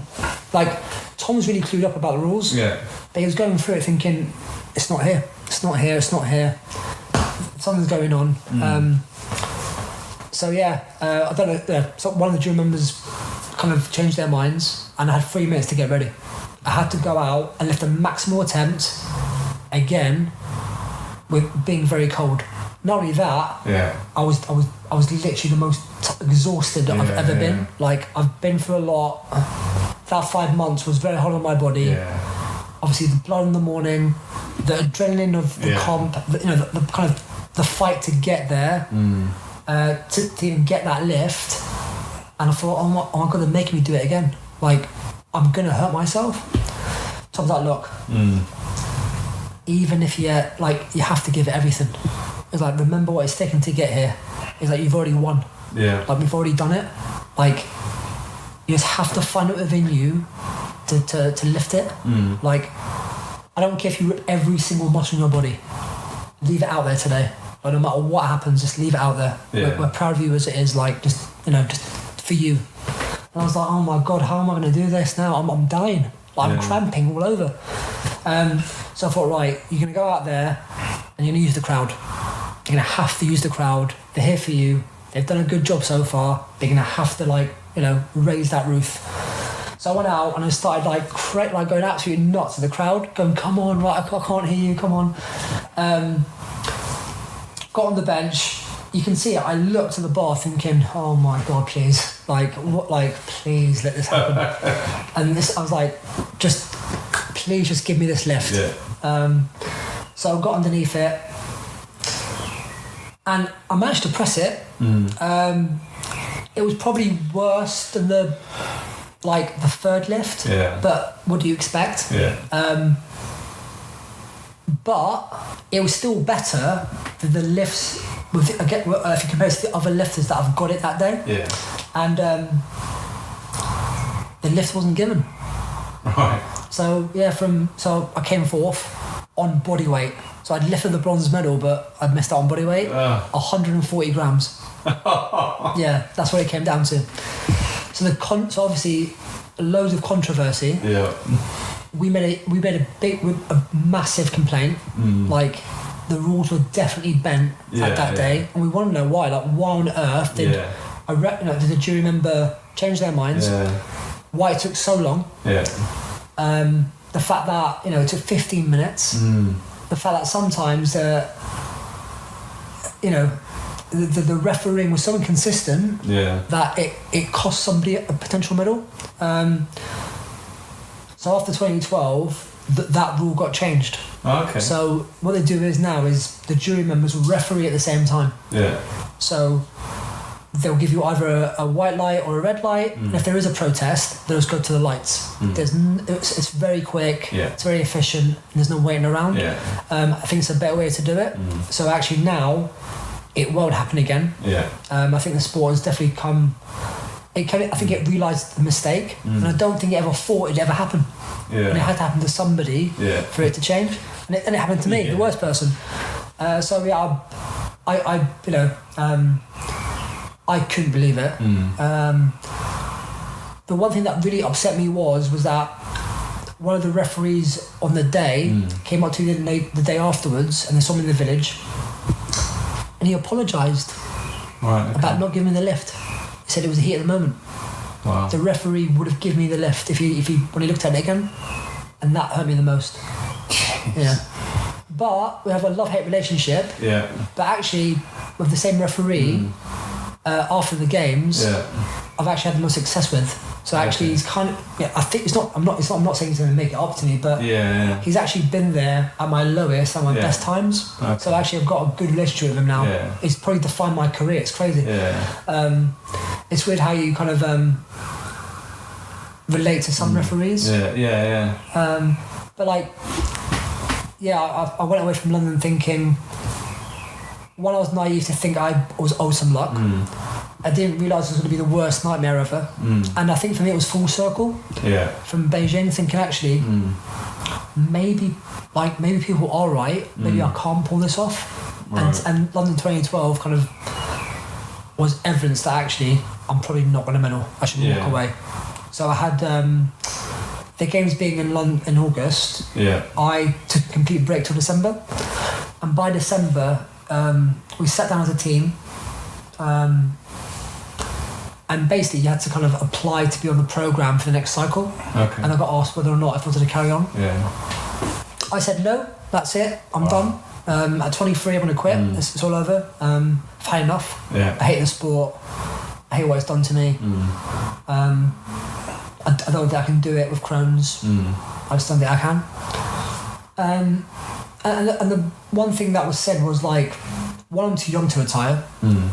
Two, if they can just get me healthy enough in that 4-year period, I'd have a very good shot. It's just unfortunately, if you count the months from Beijing to London that I had that consisted of training. In the 4 years leading up to London, I only trained for 6 months if you count everything. Yeah. So that's nothing. And within 6 months, you can argue that actually I won a medal. Yeah. And the medal was actually, we didn't win the medal because it was out of our hands. Yeah. Like, it was nothing that we did that stopped me medaling. Yeah. It was actually a very controversial decision that now would never happen again. So actually it was a complete fluke. And I thought, you know what, they've got a point. But how are we going to tackle this and make sure that, one, I'm healthy, and two, that I'm not going to flare? Yeah. So they promised me they'll find me the best consultant, the most recent medication on the market that could help. Kind of Martin overseeing my diet even more to see if he can make any sort of changes. So I was convinced. But I moved up to Leeds full time. Thought that it was the best location for me to be around that team, around that setup. And within a year of London, 2012, I'd broken the world record. Was world number 1. Within going into the world championship, it's 2 years later, I won it. And I won literally every single thing until Rio. I couldn't believe it. It was very. I was kind of justified in my decision to carry on.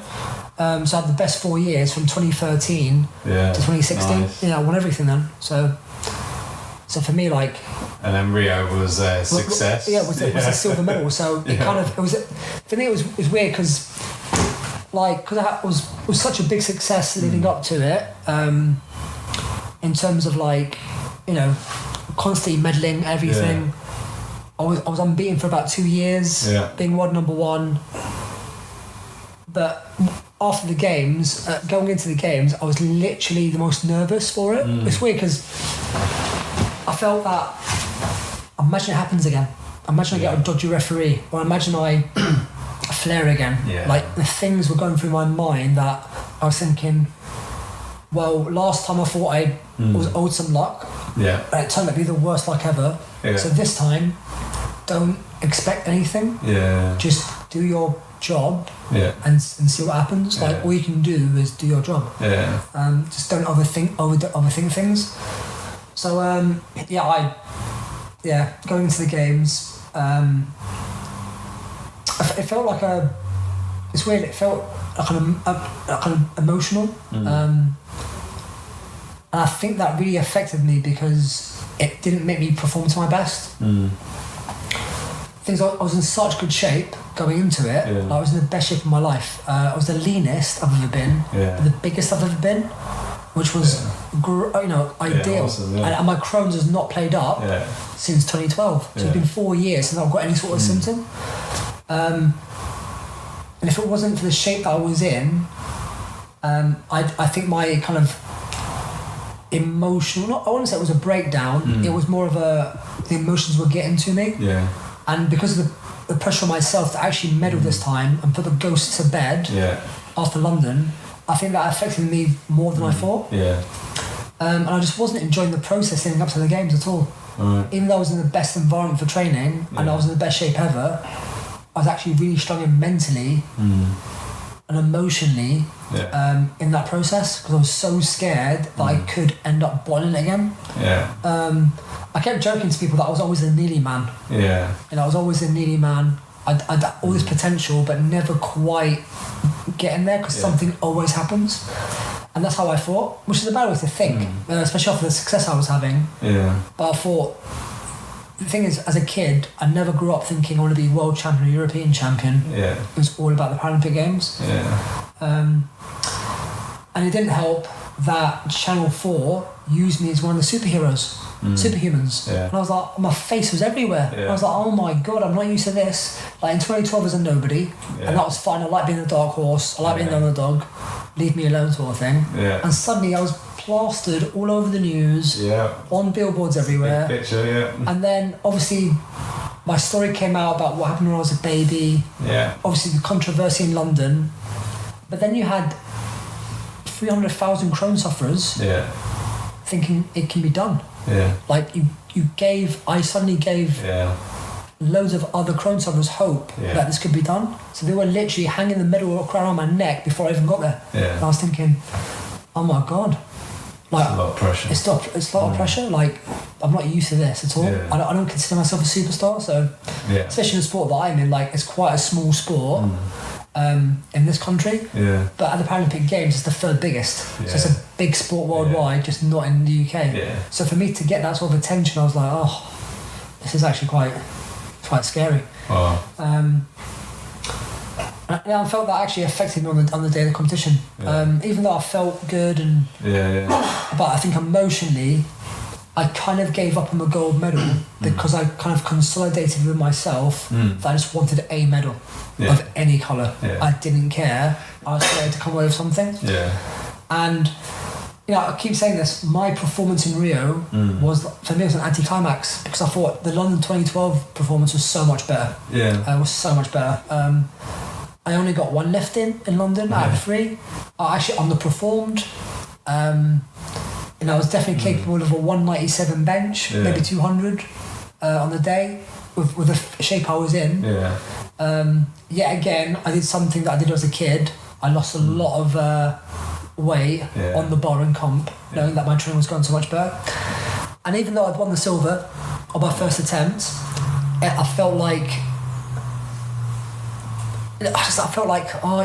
I've done it. I'm happy that I've got it. Like, I've got the full set now of major medals.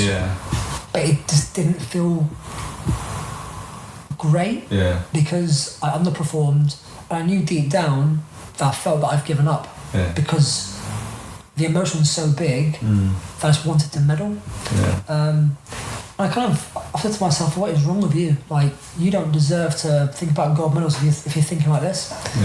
But at the same time, that silver was celebrated like a gold medal because I knew exactly what it took to get it.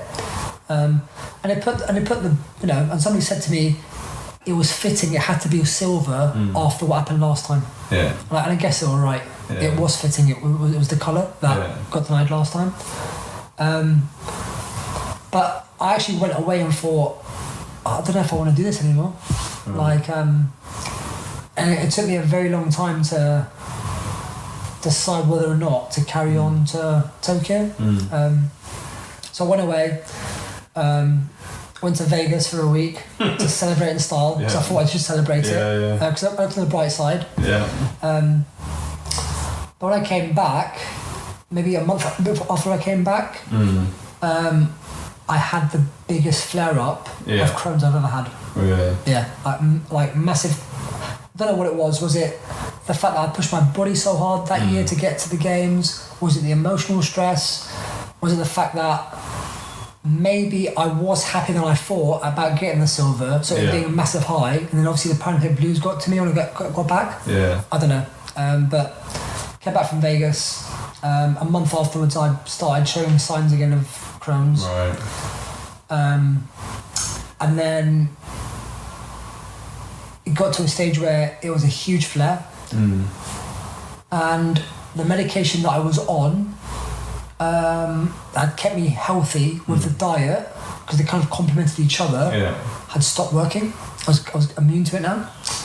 So they tried me on a different medication, and that wasn't working at all.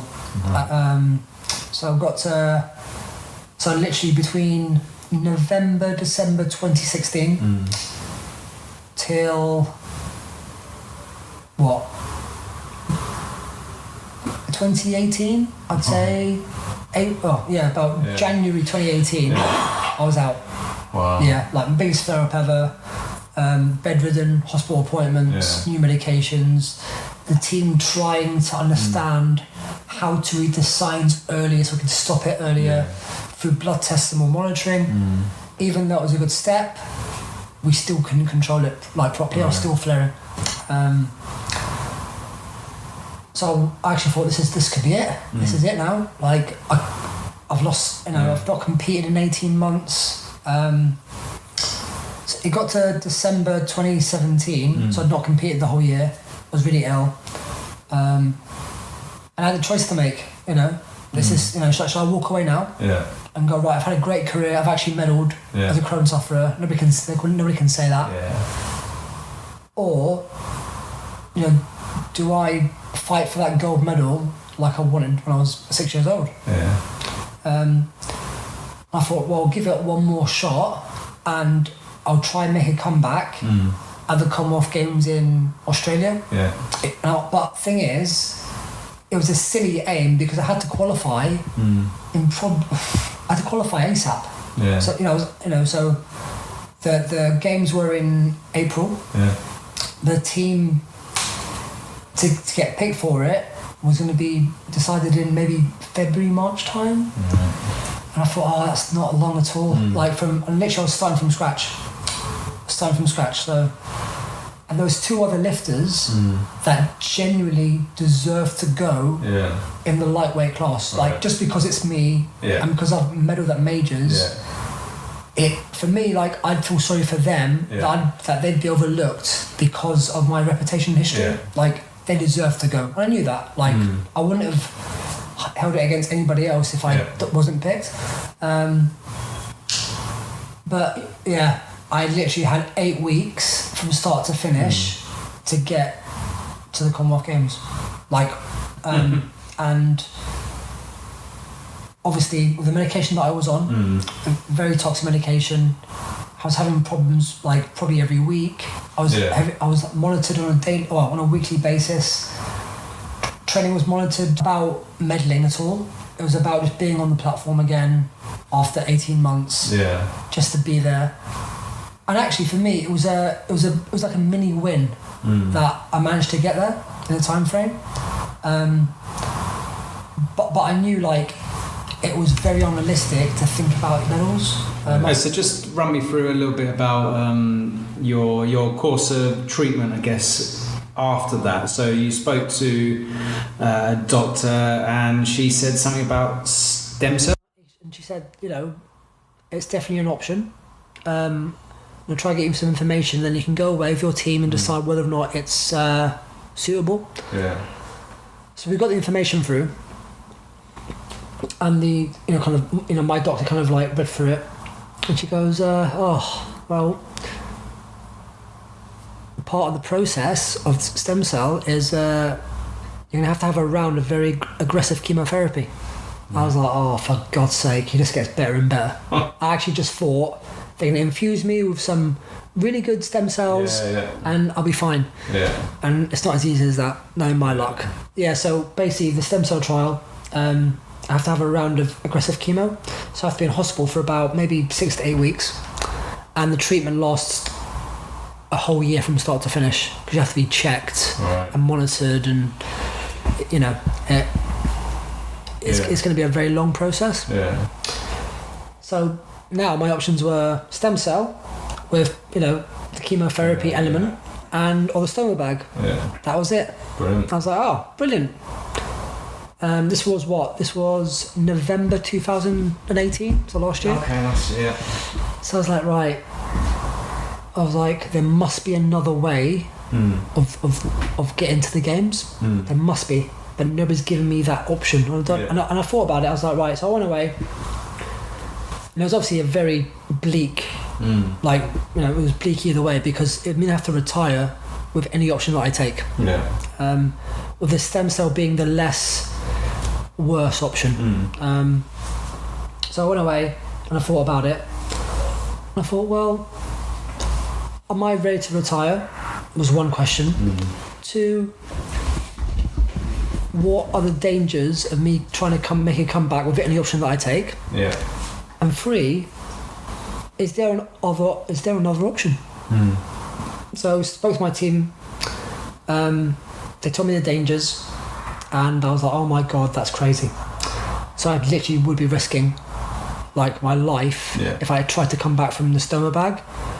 With the chemo, we just don't know what chemotherapy does to the body after treatment. We just don't know at that level anyway. I guess as a normal person, you can probably still do your hobbies, you know, in the future. But at world class level, I just don't know what the effects are going to be.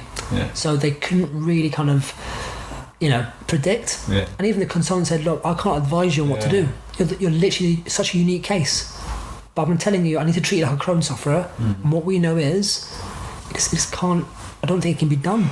Especially with a stoma bag. Like, it's so dangerous. So I was like, right. I was like, there must be another way. And I thought about it.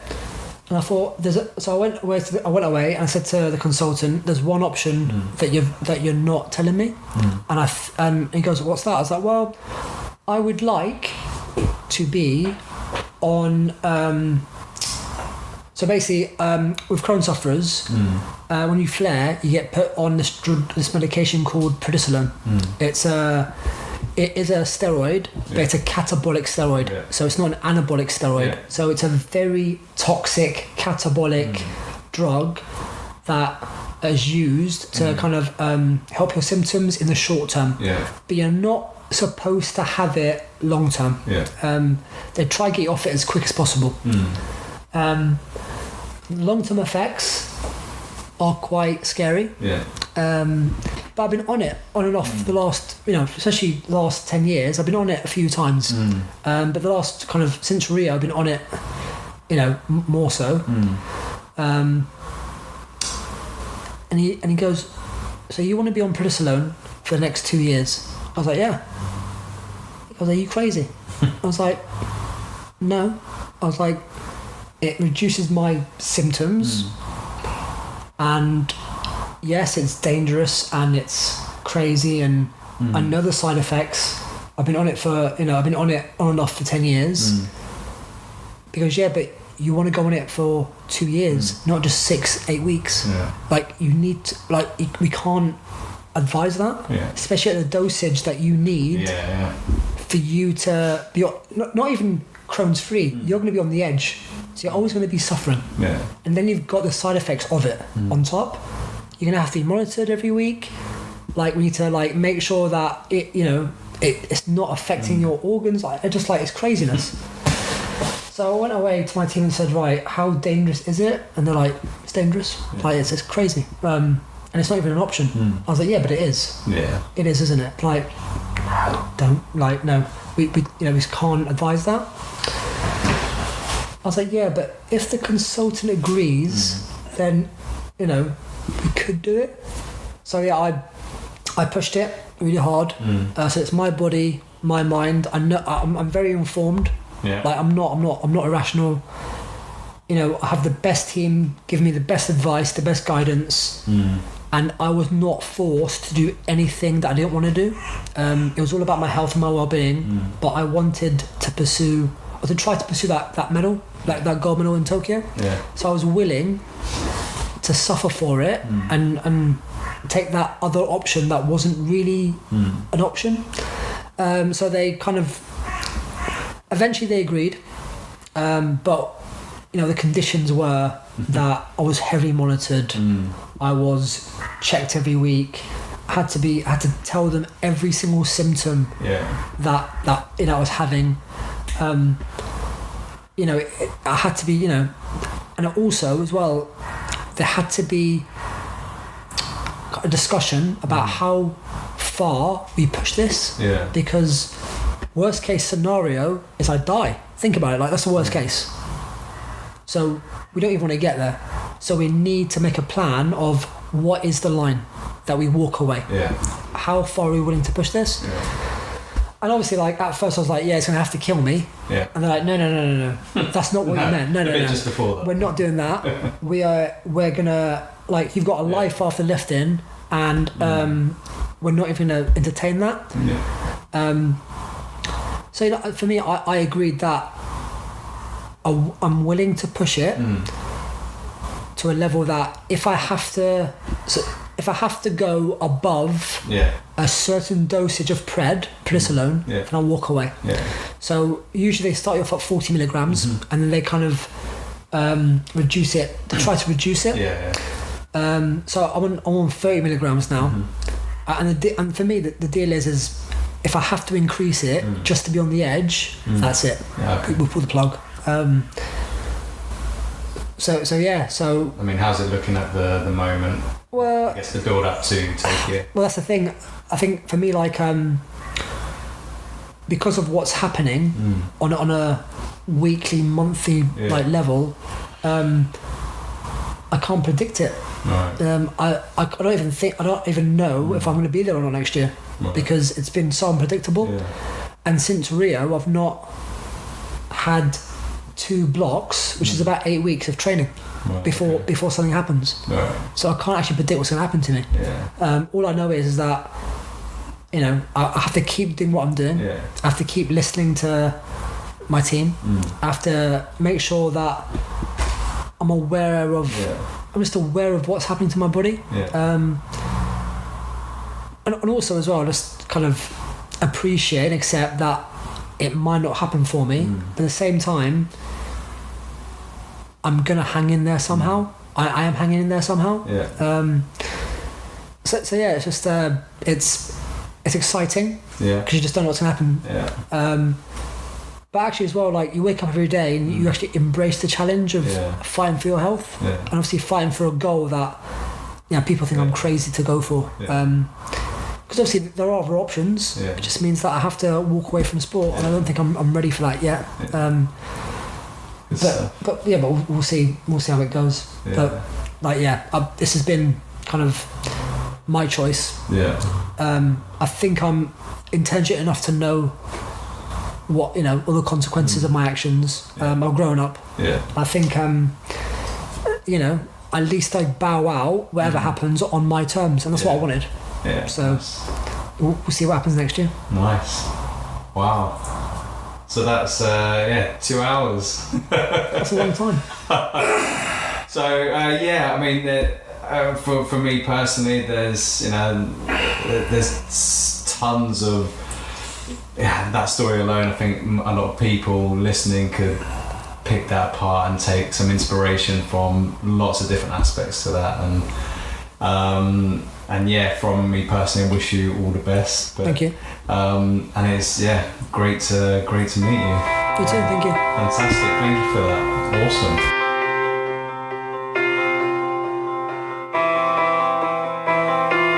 Thank you for listening to the One Zen Fitness Academy podcast. My name's been Kieron.